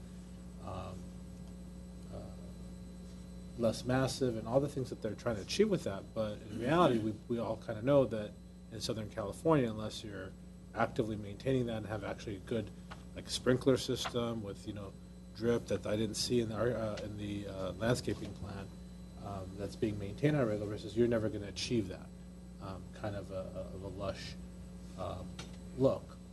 And there's also some, you know, differentiation between the landscape plan, the depiction, and the elevations. So that needs to be clarified too. There's call-outs of shrubs that aren't on the, you know, that are not there on the perspectives, but are outlined in some fashion on the elevation. So I think that needs to be clarified. I also want to join Mr. Simone and my concerns as to only one aspect of the facade. I think that they could do well with the glass. I've seen a lot of amazing, more modern-looking glass, and I think this building is trying to go that direction with a two-tone, you know, you called it aquamarine, but it's kind of like a green variation. But I think you can take that to another level and make it more of a modern building, so it isn't looking as dated. And then the concrete mass on the west elevation toward the front of the building and into the top perspective there, that volume is going to be very visible as you're driving up and driving across, not up and down, but driving across Chevy Chase. So I think you could do something there that makes the building more interesting. Overall, I'm in support of the project. It's good to see a applicant that comes in and does not try to go to the absolute max that the lot is entitled to do. I think that there are some concerns that I have. Well, I don't think I have concerns about the construction as well and the length of construction, and I have a suggestion on the mitigation. One of the issues that I had with the mitigation that I want to just alert you to is the hours of operation. Under the city of Glendale, that's at 7 a.m. is the start time and 5 p.m. is the cutoff time, I believe. In this particular location, I would entertain a half hour. Are you referring to construction? Construction times that are part of the mitigation report that we're asked to adopt. The only issue I have here is that 7 a.m. is a very early start time when you have residential projects around your location, and crews tend to start, parking and getting ready well into the early morning hours of 6:30. So we might want to consider a half-hour bump there to accommodate the neighbors, the residential neighbors, on the construction time. If we could just throw, Chris, do you want to? If we revise the negative declaration, it would have to be recirculated to the public. And we would have to then continue the hearing and then bring it back. That was my earlier concern. I asked if we could make that change. I was said. Yeah, we just neglected to mention that aspect. Okay. So we're just throwing it out now before you make a final decision. So. Okay, well, thank you for that. So maybe we'll make that a very serious consideration, because a half-hour difference, and I don't see any neighbors here complaining about potential noise, but that was a concern, having had to litigate construction site issues like this in locations where they abut residential complexes, especially one that's going to take a long time to build. But that's about it. I think that there's some exterior materials that could be played with, and then the landscaping plan has to be revised in a way that is has an eye on keeping those elements looking somewhat green, with a sprinkler plan, with a access, maybe better access points, or maybe more access points, or since it's not required, Or from the common area? or from the common area. And but since it's not required, maybe we get rid of the whole idea of this trellised, landscaping, which is not likely to ever look like See that. what it looks like without it. And see what it looks like without it, or introduce another element that's maybe, creates that kind of a volume without actually being a green volume. If I could just throw one thing that we've talked about with the applicants, but there may be OSHA or other safety issues that come up with gardeners standing in these planters, taking care of them, that could have architectural, effects ultimately. So just to keep that in consideration also. Especially, I noticed one goes around the building corner. Almost got a hop. Yeah, I once.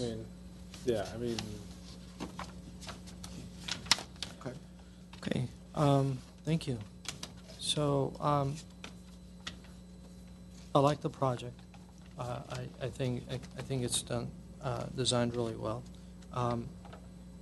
I do want to talk about the planting as well, but I think as far as my concern was more of maintenance than actually, not the maintenance, but actually physically going out there on a 40-foot tall height.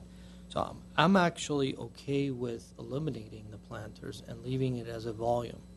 So I think, to me, creating these volumes and kind of break up in the elevation, I think it gives a lot more interest rather than plants that are going to be questionable as far as maintenance, as well as the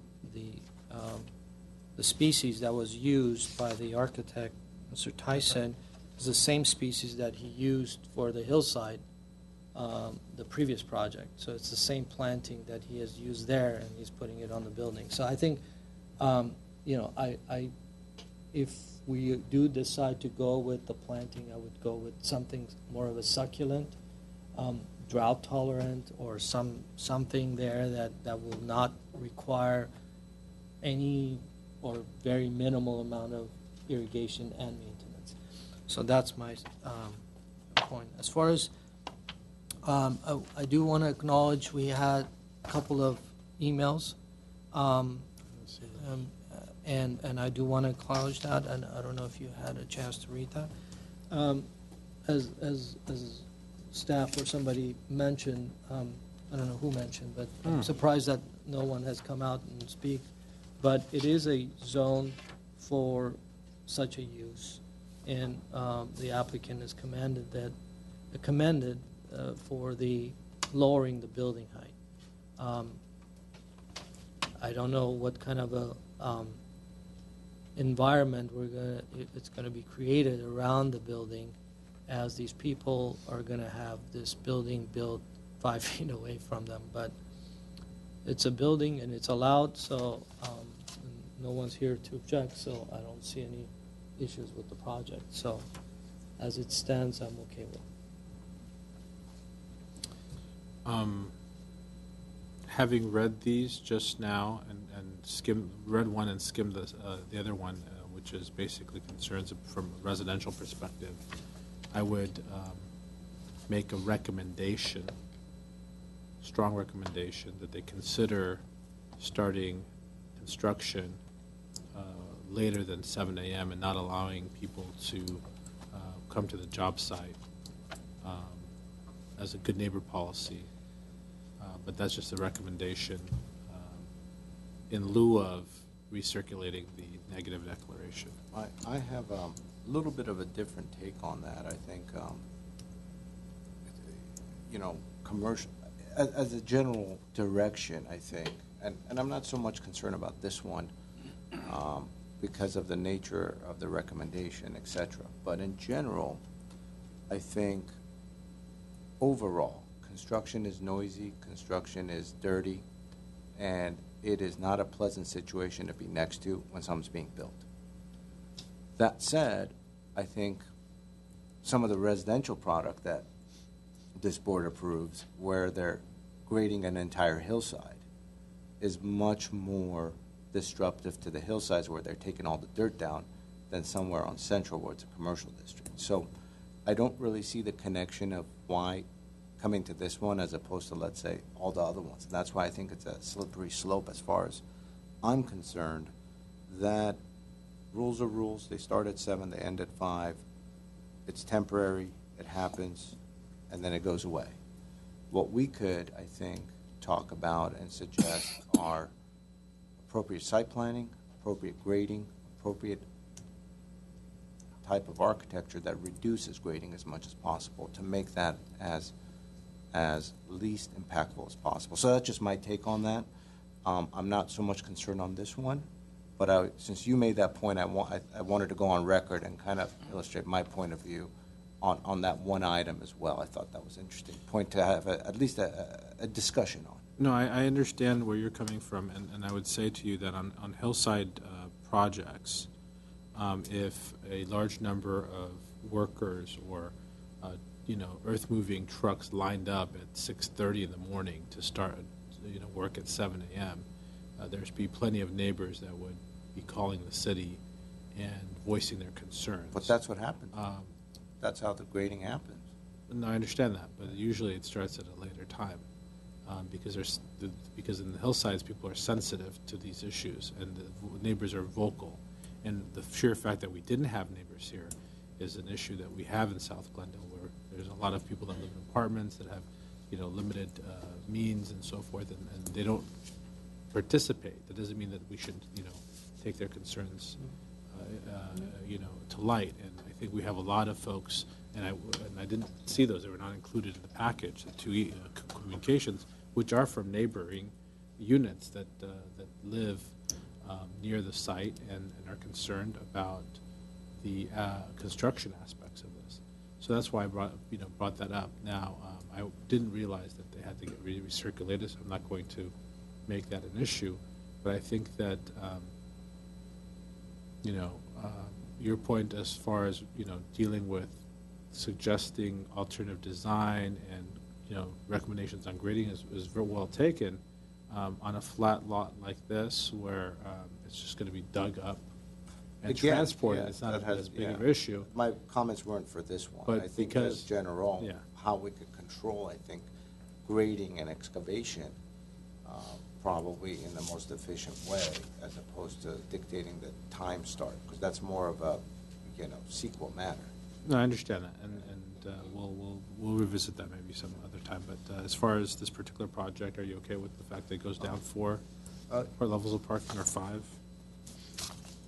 I'm sorry, what was the With this question? project, you're okay with the four levels that it goes subterranean for parking? Yeah, I don't have an issue with that. I voice my concerns economically, but that's outside the Yeah. preview of this thing. Sure. On that note, just as a question though, let's say in an R1R zone, do the CEQA grading, well, do we indicate a different start time for the grading, let's say in a residential as opposed to commercial? Board Member Simonian, it's actually the same. It's uniform. That's what I thought, yeah. Yeah. Okay. Okay, thank you. Building and safety standards. Yeah.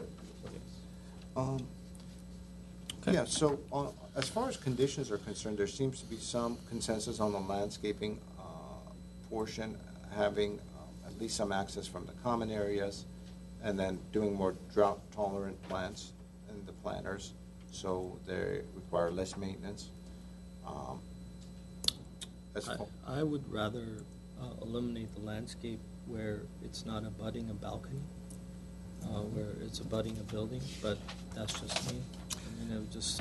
But let me put it this way. I think once the architect does his complete research and probably, as staff mentioned, some OSHA regulations may kick in regarding railings and other conditions.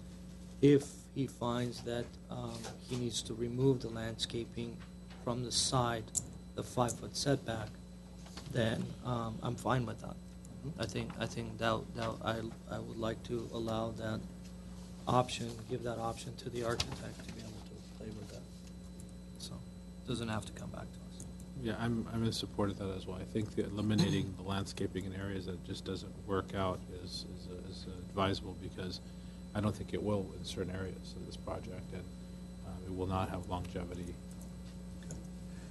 What I do like to at least suggest is, overall there's support for the project anyways as we're moving forward, is to get, for the architect to maybe work with staff and get some samples of the PPG storefront system that you propose to implement.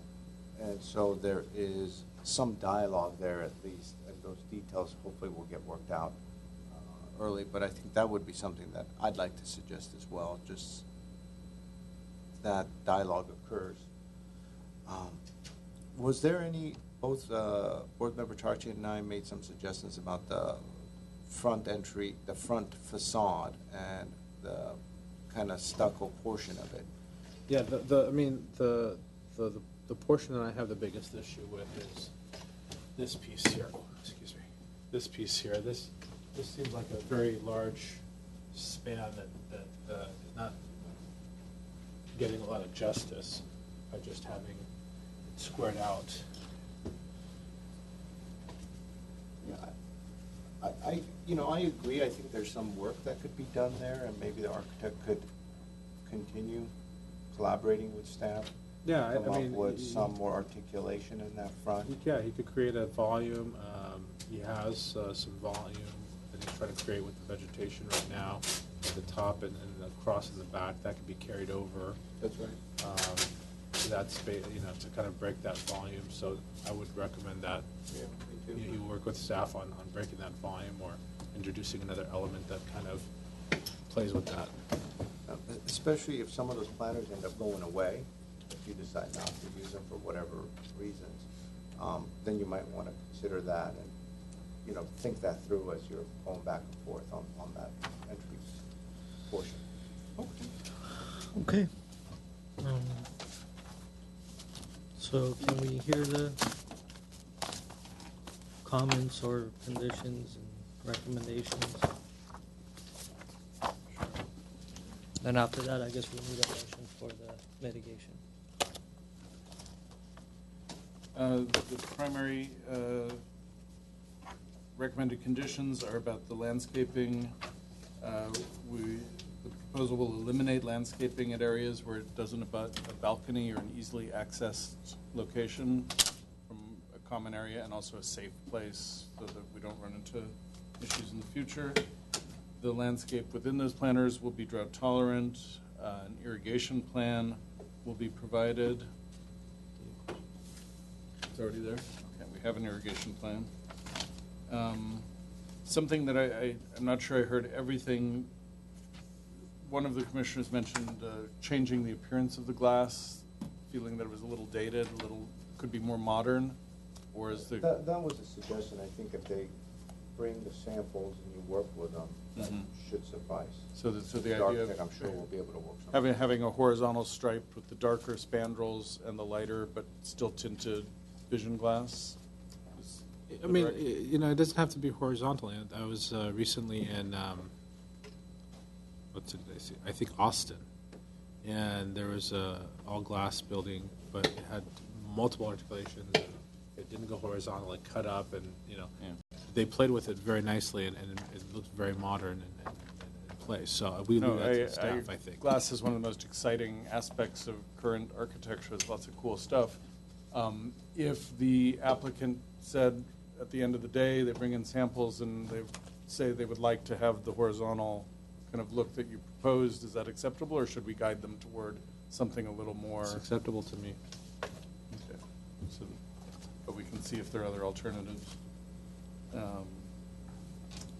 And Mr. Plata should clarify, it's acceptable because I think he's introduced these elements that protrude out, the little gray elements that protrude out that kind of create that, break in the horizontal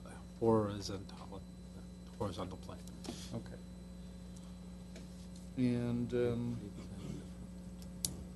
then redesign of the primary front facade redesign concept was focused on the east, the large mass of stucco wall. That's it. Facing east. I believe we have a similar mass facing west, if I'm not mistaken. So the same condition would apply on both sides? I think they're equally visible. Yeah. We don't have a rendering showing that side. Oh, that's right, Yeah, you can see it at the two elevations below the rendering. The alley rendering and the street rendering are a little confusing. Yeah, alley's bottom, street is Yeah. top. But the side elevations, on the left-hand elevation, Chevy Chase is on the left, and on the right-hand one, it's on the right. Yeah, on both sides. Okay, and then I didn't hear any changes proposed. Someone mentioned a kind of a brutalist look or a dated look, but is the board okay with the kind of the lower framed entry framed by the larger entry? We'll focus our attention on the sides to lighten that, I would suppose. I think some of the comments were more driven to the entry facade and kind of work with the architect. Yeah, that's to come up with more of a more fresh, undulated, articulated kind of a facade. And it could be, since the rest is glass, these could be more stucco, smooth stucco shapes, colors, etc. that you to work with, especially the corners being more defined on set. okay. So if we So that was kind of my comment, not as a redesign of the thing, just to work with it and to fine tune it. okay, so as we change the mass, the tall masses on the sides, whatever change there might ultimately kind of start wrapping into the front facade, give it a little more detail, a little more articulation. That's right. Is that okay? And that's everything. Unless Chris has something. No, that's it. Okay. I have a question regarding the mitigated neck deck.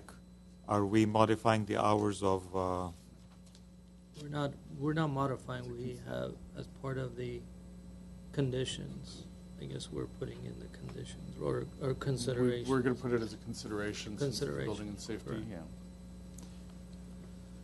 Can we have a motion? I move to approve the project. Well, Second. before that, we need a motion regarding the mitigated neck deck. I'll make a motion to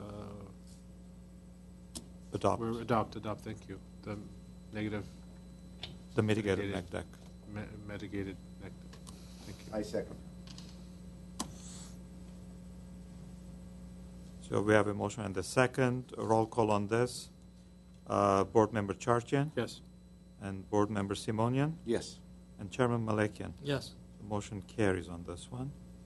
And the next one is the Design Review Board, the design part. And the consensus is to, is there a motion on this one? Mr. Swan, do you want to make a motion? Come again? You need to make a motion. Yes, I move to approve Oh, the you project with moved. the conditions as- Sorry about that. I second. So approve with condition on this one. So we have a motion and a second. Roll call. Board Member Chartian, Yes. Board Member Simonian, Yes. and Chairman Malakian. Yes. Motion carries.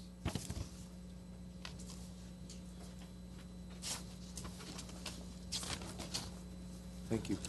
Okay. So we have our next project, and our last project, 1300 to 1310 South Central. Before I start, would you like the materials? It's kind of heavy. Would you like it off your desk, or do you want to? Sure. Okay. Okay. Got it. Got it. Oh, here you go.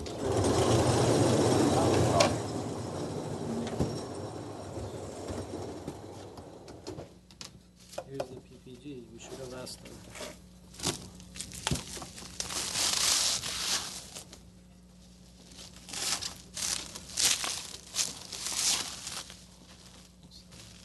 So the dual Very, very thick. Do you want to stick?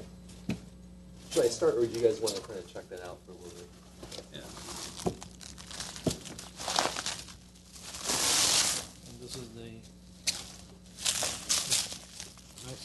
plastic portion of it.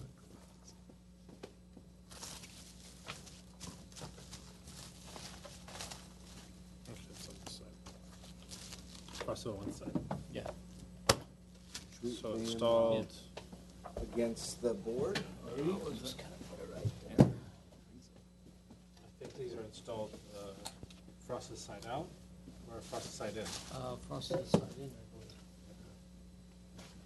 I believe. They can pay, but I think frosted in. Okay. Okay. Thank you. The project next before you is located at 1300 through 1310 South Central. Project summary is this is going to be a 3-story, approximately 6,800 square foot medical office building with reconfiguring at-grade parking. Existing on the site is approximately 36 at-grade parking stalls. They're proposing to remove 24 of those and replace them with 25 code-compliant parking spaces. Quickly to go over the project site, it is a C2 zone.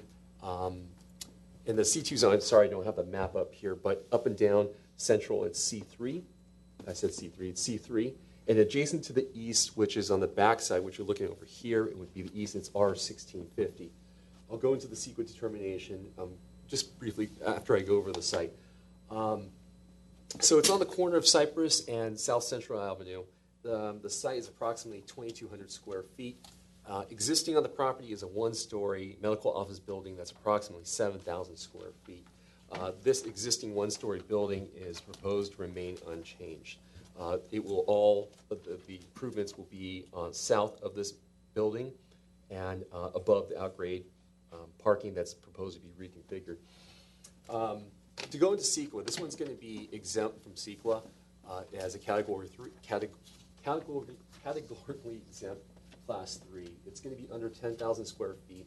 And what's going to be different from this building that than the one you previously heard, this is about a quarter of the size. It's approximately 6,800 square feet. The one you heard before is 25,000 square feet.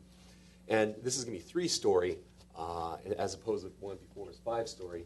And from the adjacent apartments that are east of it, this building will be, I think it was about 54, 55 feet away. So there's this project is category exempt. Quickly go over staff analysis for this project. I'm going to break into mass and scale first.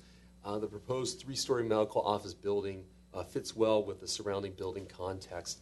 South of this project and at the corner of Los Feliz and South Central is the Glendale Memorial Hospital and the Camden Apartments. Those are they're at either 3 stories or greater.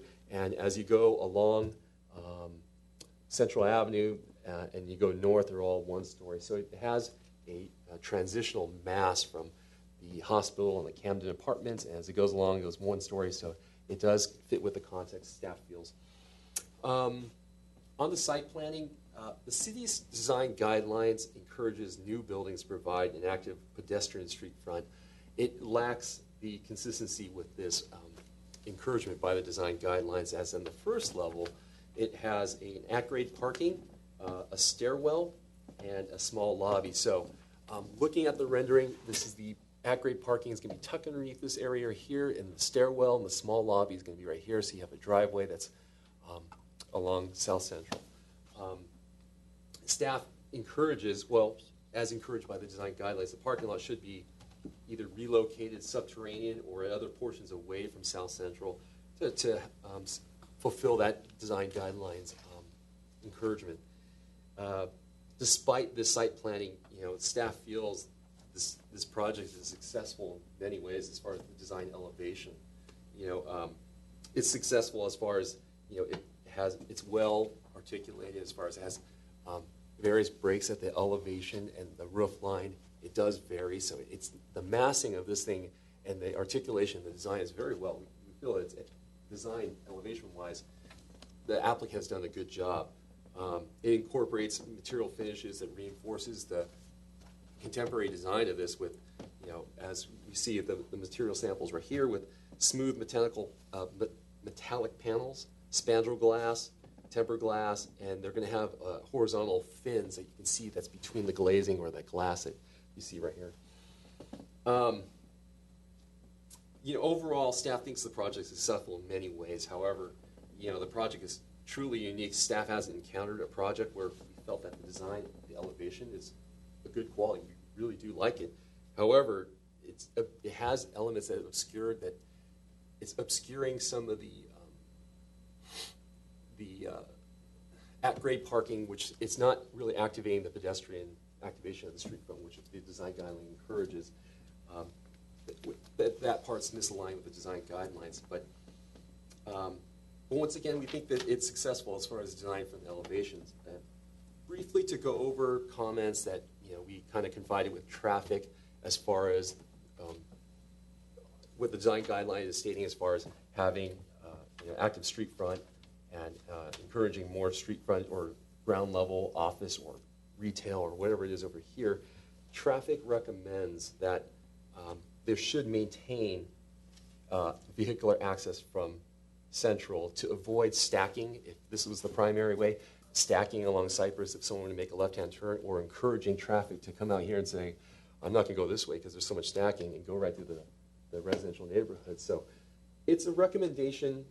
They would not deny the project, but they're letting the board or staff be aware that this is something that they feel they recommend. They would not recommend as far as eliminating this. So, I'm sorry, I'm a big,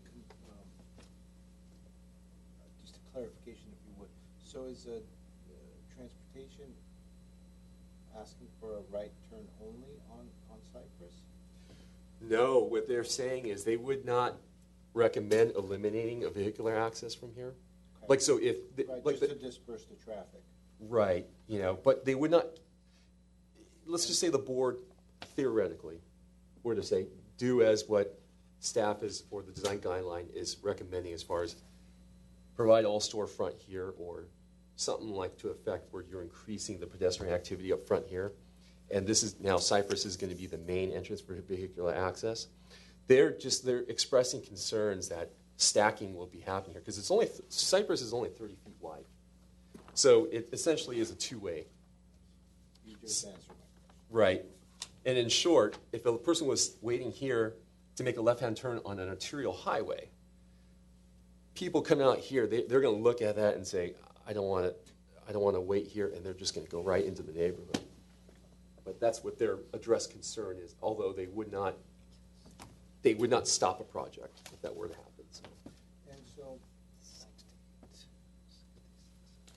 it's interesting because just hypothetically, we have a very unique scenario where they have an L-shaped kind of a scenario where they have two accesses, but had they not had the Cypress entrance, the majority of the central entrance would have ended up being vehicular and access and exit stairs, etc. anyways, right? That's absolutely right. I mean, this is kind of a unique project where, given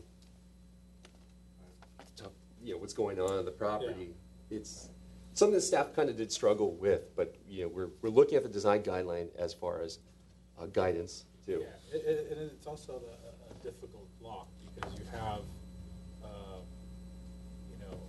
very little pedestrian activity from that point north, and so it would be nice to have more pedestrian-friendly activity. And I believe that the existing medical building is above grade, so it's not actually at grade.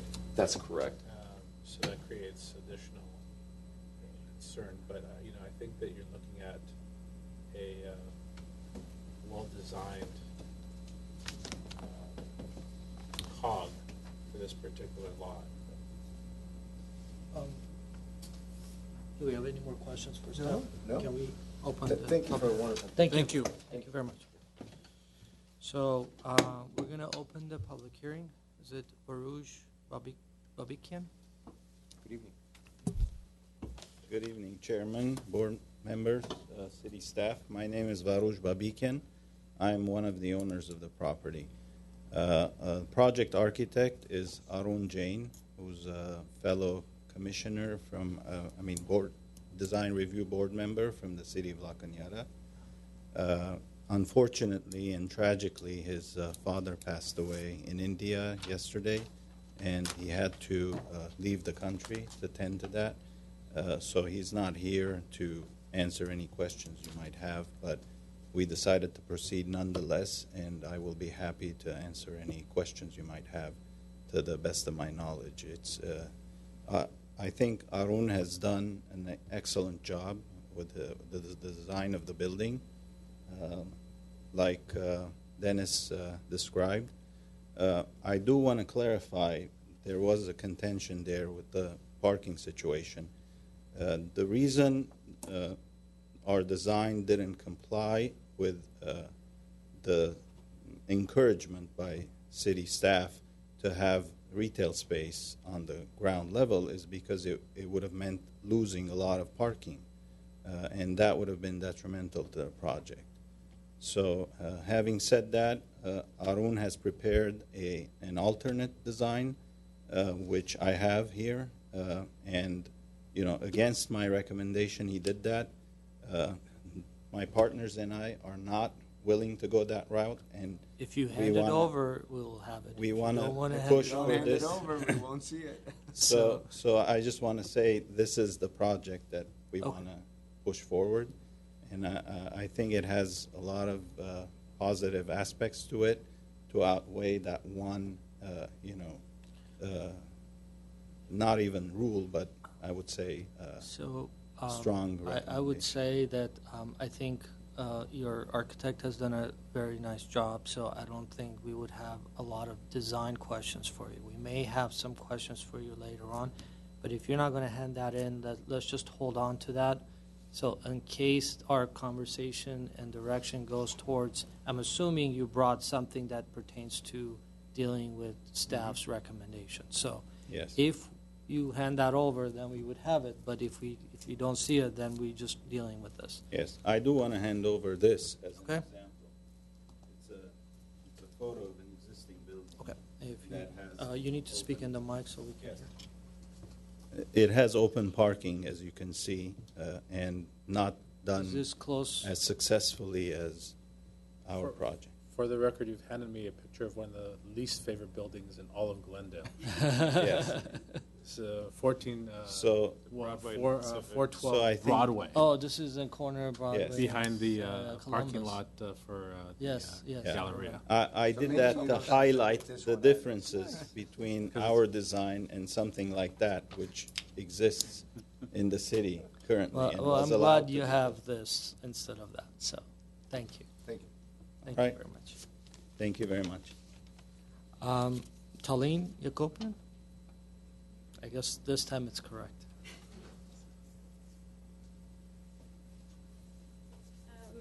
Thank you for your time. I won't take up too much of your time. I am also one of the owners of the property, and I did want to highlight. I'm a resident of a longtime resident of Glendale. I also serve as a commissioner on the Civil Service Commission, and that particular corner of Glendale needs some attention, and I'm sure everyone here will agree to that. There is a bus stop immediately in front of the building. We've been having a lot of issues with homeless people. There's a lot of it's a transient neighborhood. It needs an upgrade. That area needs an upgrade and needs attention. We situated the building the way that you see it here, so that it is as far away as possible from the residential neighborhood that is at the back of the building. And we've also done the parking the way that it is, so that Cypress, the residential, basically the artery that goes to the residential neighborhood, is not suffocated in any way, and so that the neighbors are as little disturbed as possible. There is an existing medical building there on the property. It is a 22,000 square foot property. And of course, we will be, as owners to our tenants, we will be as accommodating to them as possible. We will be neighborly to our neighbors as well, and keep, basically, as Mr. Simonian so artfully put, construction is messy. It is inconvenient, but we will try to minimize that as much as possible. Thank you for your time. Thank you. Thank you. Is it Lilith? Ablut. I don't want to Welcome. kill your husband. Hello. I'm one of the tenants of the building. I operate in the adjacent office building where we see a high volume practice, ophthalmology practicing patients. And I have several concerns about the proposed construction and the way it would affect my patient care, patient management on the site. The current proposed project, I want to say that the parking lot that they're proposing to... Excuse me, miss. Are you located to the south? No, I'm on the property. Oh, on the property. Yeah, You're I'm- the existing. You're part of the Yes. existing building. of the- You're tenant one of the building. you're one of the Yes. tenants Yes. Got it. of the Okay. owner. Right, that building right next to it, you see that? Gotcha. That's our office right there. Okay. So I'm just concerned because we're an ophthalmology practice. I don't know if you guys have any experience with that, but it's really, we have a very high elderly population. We have a lot of poor seeing patients, some visually disabled, visually handicapped. And the current layout as is a very cohesive structure where we have plenty ample parking for our patients. It's easy accessible for them to go from the open parking lot directly into our building. They're not having any issues with contrast sensitivity, which a lot of the patients with macular degeneration, glaucoma, they have very disabled contrast sensitivity. So the bright illumination of the parking lot is very important to them, especially when they're coming to our office for diagnostics, treatment, a lot of different things that do impact their vision the day of treatment. And I would argue that having a closed structure like that with really dark lighting for my patients is going to be very bothersome to the way they maneuver through that parking lot and the way they're able to come make their doctor's appointments and meet with us on a regular basis. The actual Academy of Ophthalmology recommends to have open, ample parking for your patients because of the specific population we deal with. These people are not disabled in the fact that they shouldn't be driving, but there are temporary issues where when they come for treatment, their vision might not be as optimal as it always is for them. And I think this is just going to bring on a lot of undue lawsuits to the city with these patients not being able to navigate in the new environment. And it's going to be really a risk to my patients and the pedestrians coming through this area. The other thing I wanted to address is that they articulate that they are SECA exempt, but I don't know if you guys, I wanted to bring this up to you guys because I have a copy of that and I don't really understand.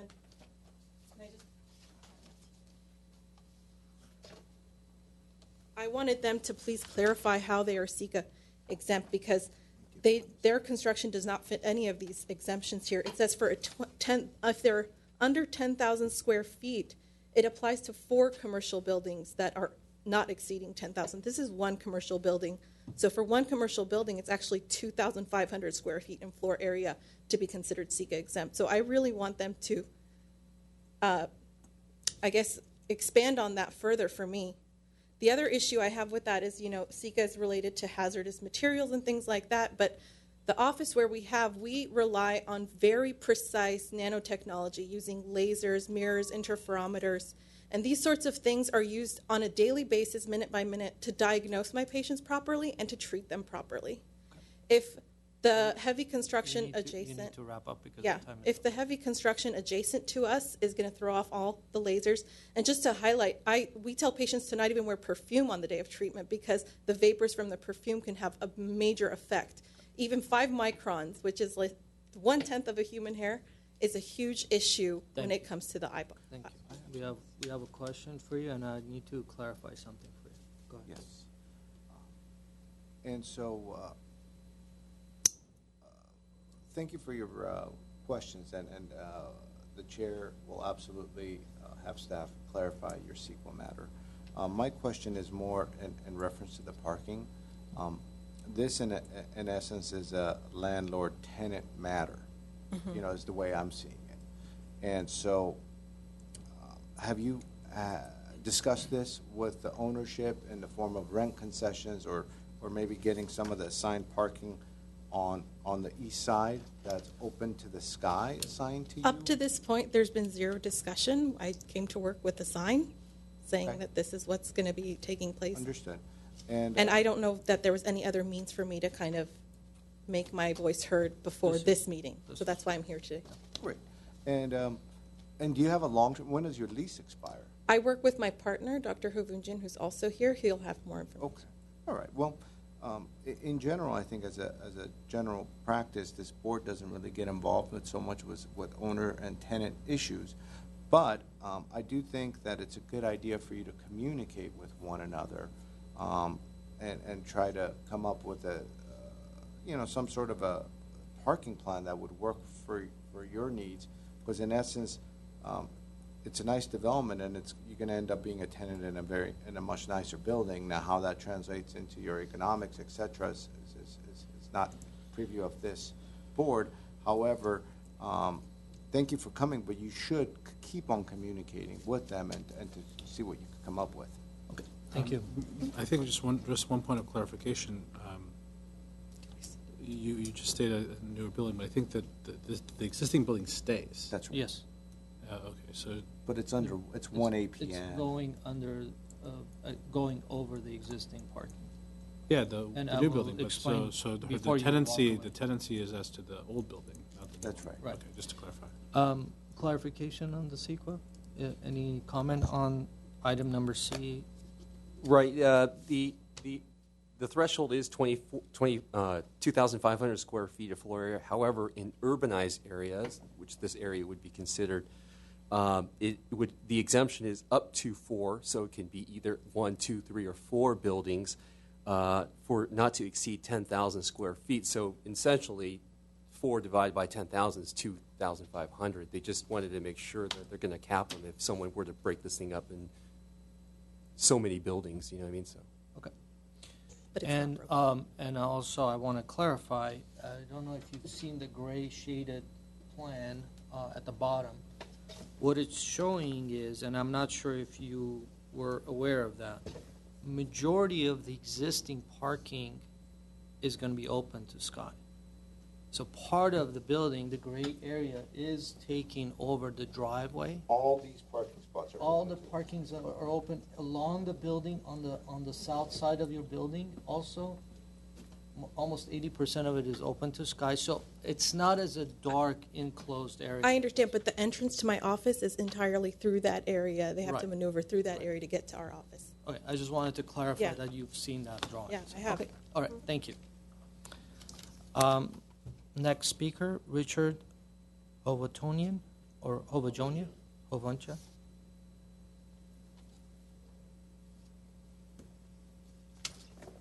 I apologize.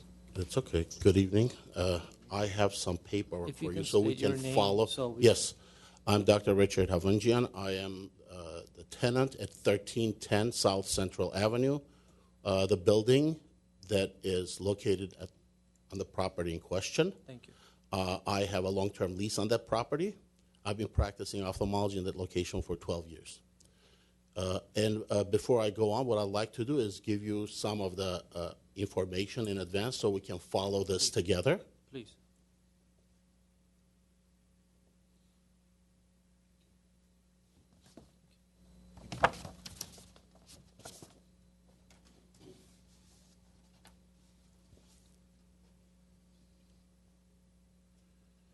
So I first discovered that we're going to have a major construction plant on near our office about 2 weeks ago, and then we couldn't. To be truthful, one of the owners contacted me, but we could not arrange appropriate time to meet this because of various engagements on our parts. I'm a very busy physician. I work 10 hours a day, 5, sometimes 6 days a week. So. And then the time that I was available, unfortunately, other social events were involved on their part, and we couldn't arrange that to answer that issue. So anyway, so the first time I saw this is the very first page, please. On the staff is recommending eliminating the parking and doing subterranean garage just to be consistent with the city of Glendale intentions of increasing walkability of the place, but that's about the reason that they're doing this for. Now, if you go to the next one, what you'll see is, I've circled it, it's the Google Earth. It's an L-shaped structure, so the only way I could get a photo of the whole thing was through Google Earth. And that's a typical day of how full this parking lot is. Current ratio of this parking lot is... Sir, sorry to interrupt. Back up just a little bit on the mic. The current ratio is 5 parking spaces per 1,000 square feet. If we go to the next paper, this is the page I'd like to refer to, and I actually magnified it, the next one, and they are reducing the parking to 2.7 spaces per 1,000 square feet as per code. Pay attention, it's there. So then I thought, what's the code if it's 5 for a medical building per 1,000 square feet? Where does this 2.7 come from?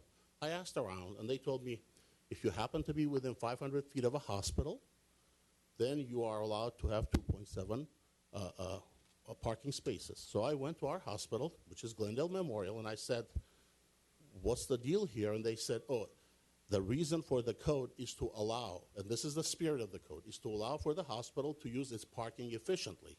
Because if there are several medical buildings on campus, then if the parking is consolidated in one place, since the doctor cannot be in the hospital. Sorry, you have 30 seconds too. Okay. So then there's a letter saying from the hospital that parking structure at the hospital is for hospital and adjacent medical office building patients only. If you go to park at the hospital, the first question they ask is, where are you going? So you could not really use the hospital parking. So then I went back, tried to find the code, and this is the code from the Glendale. It says, I pay attention to the last one, it says medical and dental offices and medical labs with patient visitations. It's 5 spaces per 1,000 square feet. Now the next paragraph, this is finished, the sentence is complete. It says 4 spaces per 1,000 square feet in the DSP zone. Thank you. Let me finish. Thank However, you. this requirement may be reduced to 2.7. Sir, your time has been up. I understand, but you've gone past the 30 seconds. We know all this, and you're repeating but what we have. but right this is now. we're not in the DSP zone. I understand. I'm We are sorry, not in but the your DSP time zone. has been up. Thank you so much. And so we need have to your adhere to handout. 5 parking. Sir, Yes. We have your handout. all this. We know all this. So Okay. we have your handout. You don't need to repeat it. You've gone beyond your time. I'll let you go So- another 30 seconds. We heard you, and we appreciate So you I just coming want in. to stipulate it. Thank That's all. Thank you. Thank you. Thank you, Doctor. Molina Otero. Good evening. My name is Melena Otero, and my family owns a building adjacent to this proposed building on 212 West Cypress. And my father and my family have owned it for the last 25 or so years. This is directly to the east. Yes, so you could see it. You could see our building like from all the pictures.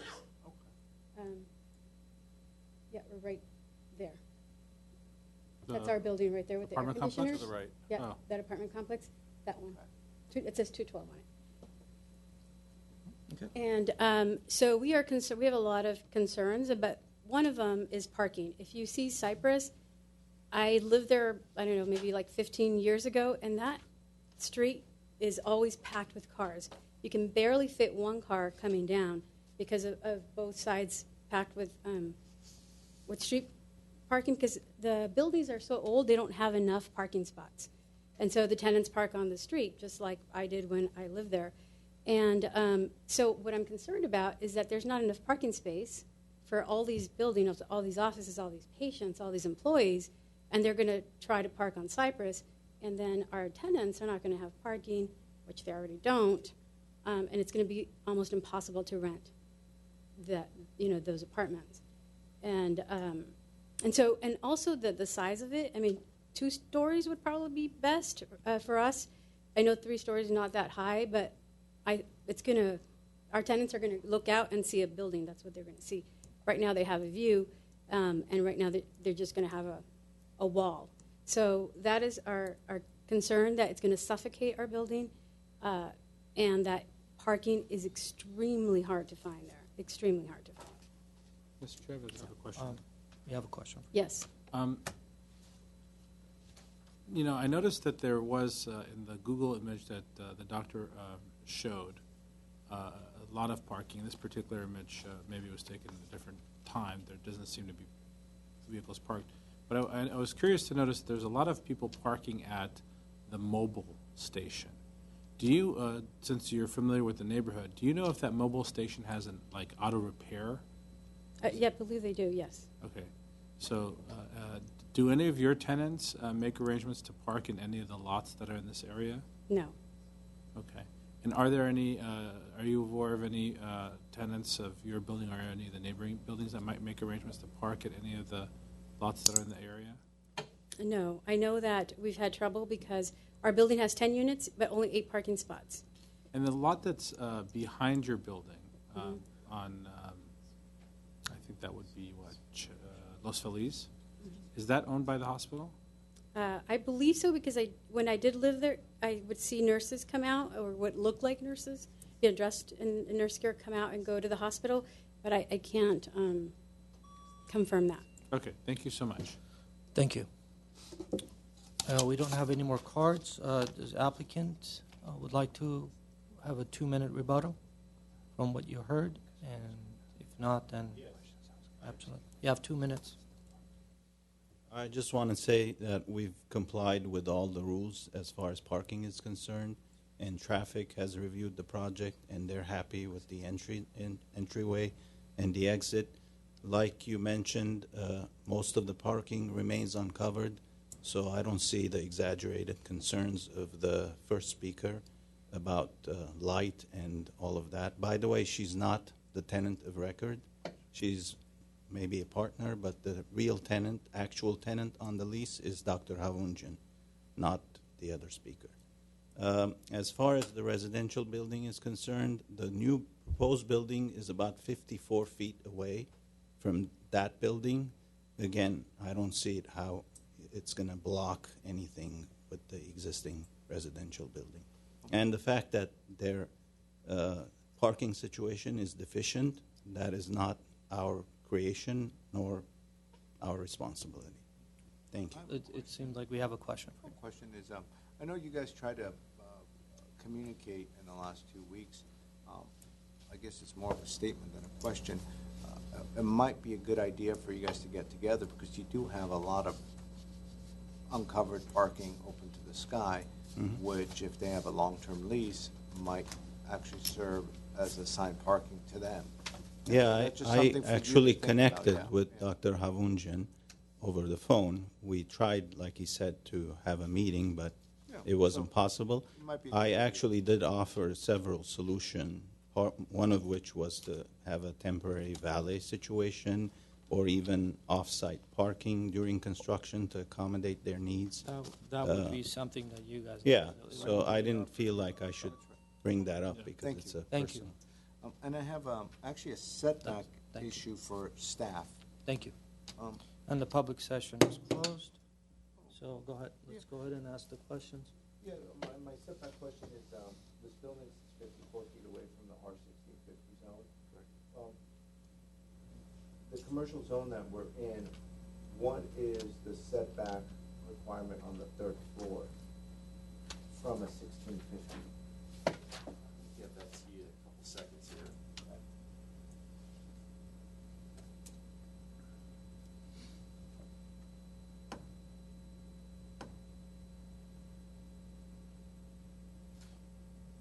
It's 1 foot minimum for every 2 feet of height of the building over 35 feet. And the height of the building is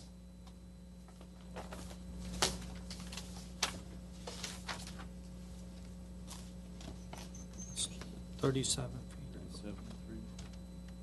So it's 2 feet over, 2 feet for every two. So it's just half the height. So that's 18 About and 18 a half. feet. 18 Okay. and a half. So. So we're about 3 times the required setback, more or less. Okay, thank you. And I have a question, and just as a clarification, I know the answer, but can you just briefly talk about the parking and what it's being proposed and the 2.7 versus the 5 per thousand, and just for public to know, and so at least they hear it directly from staff? Sure. The way staff has always interpreted that section was that it is, however, for both the DSP and outside the DSP, it's going to be 2.7 within 500 feet of a hospital. There are no hospitals in the DSP area. And that's how we've always interpreted it and implemented it throughout the city. Okay. And this particular property, obviously, it's not in a DSP, so we are going with the 500-foot distance, and because within the 500 feet, we can reduce the number of parking to 2.7, assuming that they can utilize some of the parking at the hospital or other visitors. Correct? That's correct. That's what we're interpreting. And just to make sure, they're not asking for any variances or anything like that for this project. They're not asking for any variance. Got it. Mr. Chair, I have a point of clarification, because now I'm more confused actually than a second ago. Obviously, this property is not in the downtown specific plan. At some future point, when the boundaries of the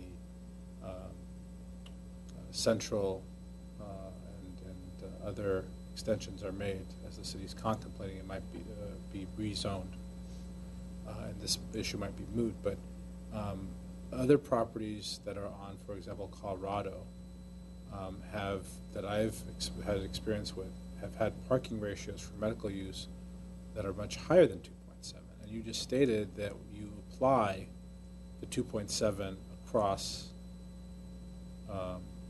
areas, lots that are outside the downtown specific plan. Did you not? Well, within a 500-foot radius of a hospital. Which Glendale? I understand that here we have a specific carve-out of being 500 feet from a hospital. I'm not talking about this lot. But the statement was made, and I want to just make sure I'm clear on it, that it is not every lot.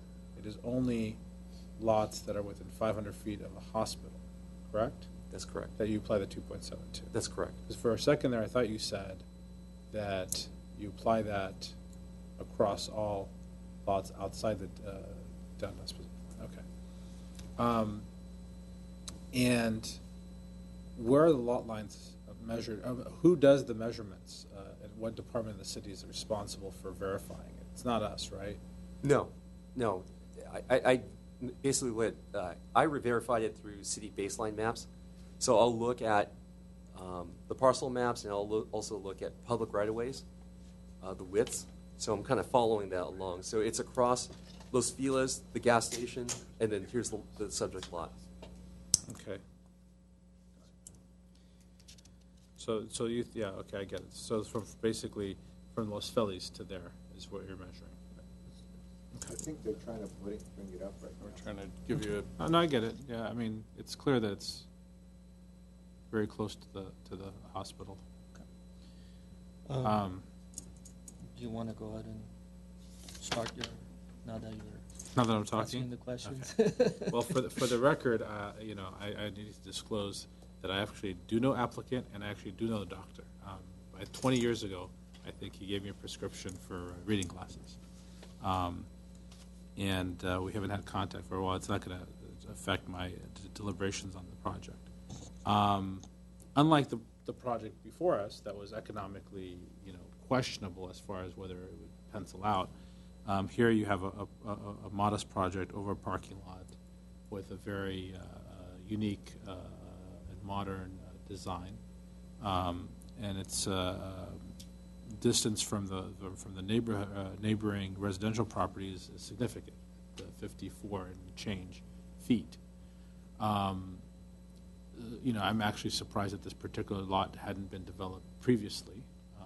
It's been in this condition for a very long time. It was a former bank, I think in the early 90s, and has been a medical office since then.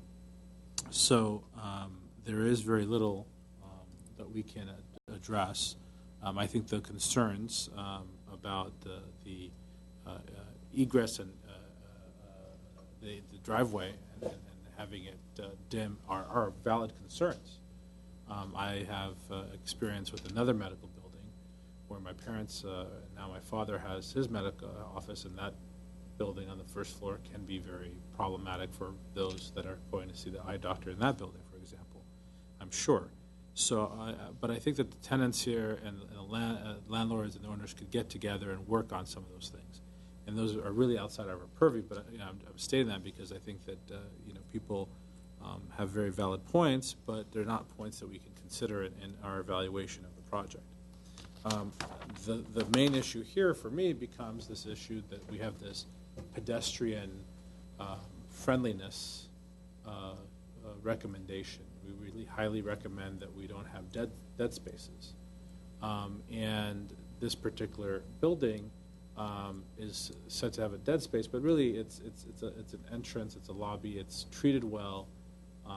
So I'm not that taken aback. If it was you know, solid stucco and a door, I think it would be a different you know, feel, and it would solicit maybe a redesign of that area. But I think the entrance here is acceptable. Holistically, if we were to look at the site, and we're not allowed to do that, but if we were to look at the site, I think the bigger culprit in the, you know, desire of the city to have more you know, pedestrian-friendly buildings in this corridor would be the actual existing medical building, which is not being touched. But that's really, I think, the one that is more of an offender than this building is, for sure. And then, of course, you have a gas station as a neighbor, so that, you know, that doesn't really lend itself to a pedestrian experience, really. So I think that, you know, this building fits well with the general medical use that's in the area. It is, I think, a welcomed design for South Glendale. It complements the apartments that are, you know, down the street, and it works. It is value engineered not to go subterranean, and I think they will, in the long term, have parking issues. But if it's allowed by code, it's allowed by code. We can't comment. Thank you. Thank you, Mr. Chair. I echo a lot of Mr. Charchin's comments. It's a very well-designed building, and it's kind of ironic how we had two medical buildings in one night, and there's a clear, I think, distinction in the design between the two. And as depicted, as the renderings depict, it is Um, It's a welcoming building. It has done a great job with the mass and bulk. It's done a great job with the storefront system. It's done a great job with sunshades. It's done a great job with undulating the facades and integrating different panel colors, et cetera, to give it a nice look. So overall, I like the look and feel of the building. I also really appreciate the fact that it's 56 feet step back from the adjacent residential building to the east. As staff pointed out, code requires 18 feet, and this is 3 times the amount. And it's a risk anytime you buy a property next to a commercial property, anytime you buy a residential property next to a commercial property, there are unknowns associated of what might be developed there. And so in this case, though, fortunately, they're voluntarily pulling back the building, and I think it's a function of just good design and also to keep your parking on grade, which I think is the right approach, because subterranean parking spots are very expensive to build, and at the same time, they're very hard to pencil as far as a performance is concerned for the building, and buildings that don't perform well on the long run aren't maintained well on the long run, so we always encourage buildings that will end up being successful. My only comment, I think, is something that was briefly touched upon, in that we're not really seeing any kind of a repositioning plan for the existing building. I think, echoing what part of the ownership said, is that you're really turning around this area, and I do believe you are, and you are repositioning this area. It'd be nice to do something with the building. I don't think it warrants any kind of a facade makeover or anything like that, but I do believe some basic attention to the color scheme, some basic attention to the landscaping and that ramp and that entranceway. I've actually been inside that building in the past, and the way you come around the corner and you go up that ramp off of Central and you enter, it's not a welcoming building. It's something that, in my opinion, if I would support this project as is, without really getting into some of the staff-imposed conditions of creating more of a pedestrian-friendly articulation. If we do have some sort of a condition that does address the existing building in the form of color palette, painting, landscaping, etc., maybe even some of the windows and whatnot, the storefront, so they're consistent. Can we do that? Well, that would be a good question for in residential. We could. We can. And I don't know if that applies to commercial. I've gotten some calls from the city attorney's office when we did that in the past. Because if it's not part of the application and part of the project, we cannot go. It is on the same parcel. That's what I was told. It's not actually as a consideration. It's not actually on the same parcel. It's not. They have 3 APNs. I thought there was just one. There's 3 APNs. I stand but even that. We had projects that we were proposing a guest house in the back, and we started talking about the front, and we got the call. Red phone. I know we discussed. So I don't know. I mean, we can. Well, since we don't have the answer to that. But I like where you're going with so this.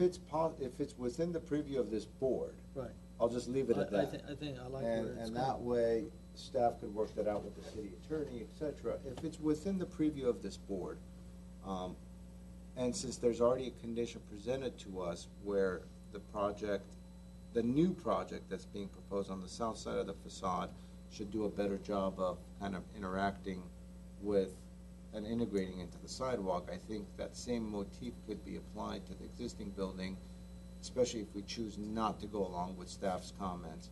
Then I would support such a condition if it's within the preview of this board. Right. Besides that, I like the materials, I like the feel, I like the design. Very briefly, as far as the tenant matter, this absolutely is a landlord-tenant issue, and your lease is gonna govern what is stipulated in your lease, and that's something you guys are gonna have to work out. So that's not within our board. So that's about all I have to say. Thank you. Thank you. I like this project. I like it very much. I think it's done exceptionally well. Materials, details. It's been a while that we've seen an office building that has come in front of us with such a integrated and detailed configuration. And also, without getting into a lot of the discussions we just heard, that the placement, the site planning and the placement of the building, without having the architect here, I'm going to kind of think ahead with that a lot of thought has gone into that. The height of the building, the distance from the residential, we're about 58 feet. The shadow of this building is going to be 37 feet in an angle, and 45-degree angle. So there's nowhere near the shadow of this building is going to cover any of the building openings.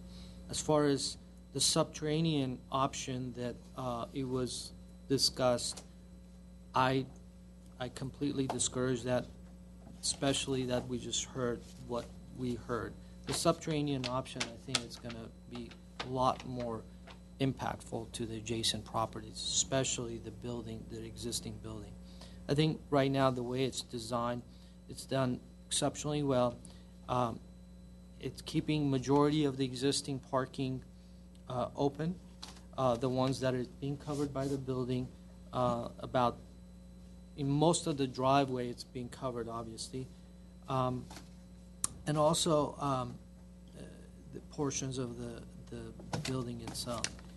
I want to talk a little bit about this condition or the encouragement by staff, and I agree with staff as far as creating an activity pedestrian frontage, but not for this property, not for this site. I think if this building was being proposed on Colorado, on Brand, north of Colorado, I think in this area there's hardly any kind of buildings there that literally people would walk and start walking down the street. There's a gas station. There's a building that's hardly, you can just see a single door that has a ramp. I think what they've done, it meets the conditions and in my opinion, as far as creating this pedestrian activity that the staff is talking about. So as it's designed, I'm fine with. As far as, and kind of elaborate on that a little bit, what would have been the or other option to essentially cut the front end of this building and put a retail space in the front or some sort of a medical, and what it will do is it will bring everybody back into Cypress. So it will encourage everybody, and the only entrance would have been from Cypress, exiting and entering. So that would have been obviously we would have gone against the Public Works. We have a very unique traffic scenario here. Scenario, right. So, and I think you elaborated on that as well, that, if we didn't have Cypress, then this would have been our only entrance, even if we went underground. So I think as it's designed, I'm fully supportive of the project. I'm glad that the applicant didn't show us the alternate, but as far as I'm not sure the difference between what's up there, what's here, and what was in our package, the yellow. So I'm assuming that there's some changes. So is there one that we need to pick? The one that's been reprinted out, that's in front of you right So here. this is the latest one, They're the same thing that's up on the board. and not the one that we got in the package. The one that you received before had more of a yellow tint to it, and it had more of a different Okay. Got it. More or less what you're seeing up on the board and what's in front of you, those are the ones that, the latest ones that the applicant would like for you to see. And It's a bad copy. Right. I'm going to ask a simple question, and hopefully you can answer. There's these mullions that are missing along the front of the building. Does that mean that there's no window, it's open? Is that Yes. what it's representing? Oh, sorry. Those are the walk aisles on each level going into each medical office space. So it's to keep it open because technically this is not area for floor area. And then between each plate glass, there's 5-inch separations also where to kind of bring the inside and the outside together. Oh, This was it's a based on breezeway. staff concern. This design was, the building is designed to the parking it can handle. Originally, there were exterior walkways on the front of the building that looked like the back of the building. We tried to find a way to, working with glass, to kind of make it look like a facade. The architect worked through several different variations on that, and those small rectangular openings are kind of a leftover from an earlier proposal. The more successful proposal was where you opened up the long rectangular openings to keep it open to the air. Our concern was that if you start glazing in those areas, then that becomes interior space, and then the parking ratios would have to change. So. Even for stairs? For the walkways. So I think as pedestrian entrance or a pedestrian scale entrance, the one in the front I like, but I like the back as well. It's an open stair. So I think both scenarios, the front and the back, I think they've done a really nice job. And also, it does kind of scale the building back a little bit further as it's being facing the residential part. So I think it's done well. I mean, I don't have any more comments on this.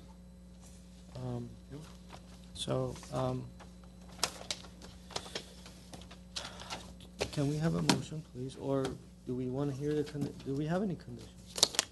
Well, the only conditions would be about the adjacent building, and what we would, if you vote to go in that direction, we would first check with the city attorney to see if there's a nexus between the design of this building and the adjacent building.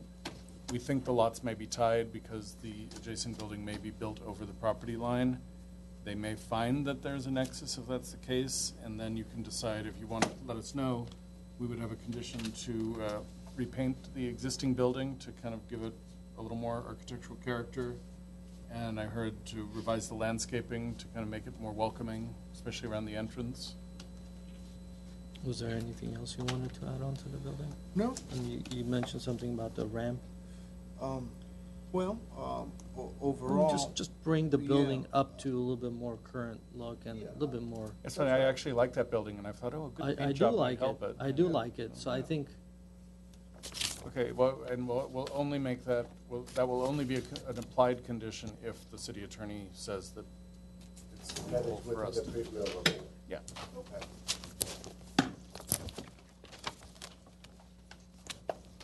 So I move to approve the project with those conditions. and the two staff conditions would be crossed out, correct? Eliminated. We have a second? I'm the only one that can second, right? I will second. Roll call, please. Yeah, but was that a real second? Yes. Oh. Questionable second. This is roll call. Board Member Charchian? Yes. Board Member Simonian? Yes. Mr. Chair Malakian? Yes. Mr. Chair, we have the confirmation, the environmental from Mr. Badikian's previous project would need to be signed by the board. I have. You've already done that? Yes. Okay. And then we have minutes for tonight from the March 23rd meeting. Can I get a... Unfortunately, we're not going to be able to sign it because Mr. Simonian was not part of the meeting, so it was Mr. Belli and Charchian and myself, so. So we'll continue that to the next meeting Well, then. only two, but he can't vote on it. There's still quorum for the three that were present. Could Three people present, right? Yeah. You weren't here for the 23rd? I was not here, so. So then I two will, out of the three I will go for- pass my I think we baton. need to have 3. That's typically the number. Let's just continue. We'll just continue to the next It'll be meeting. safer. Okay, and can I get a motion for adjournment? Motion to adjourn. Second?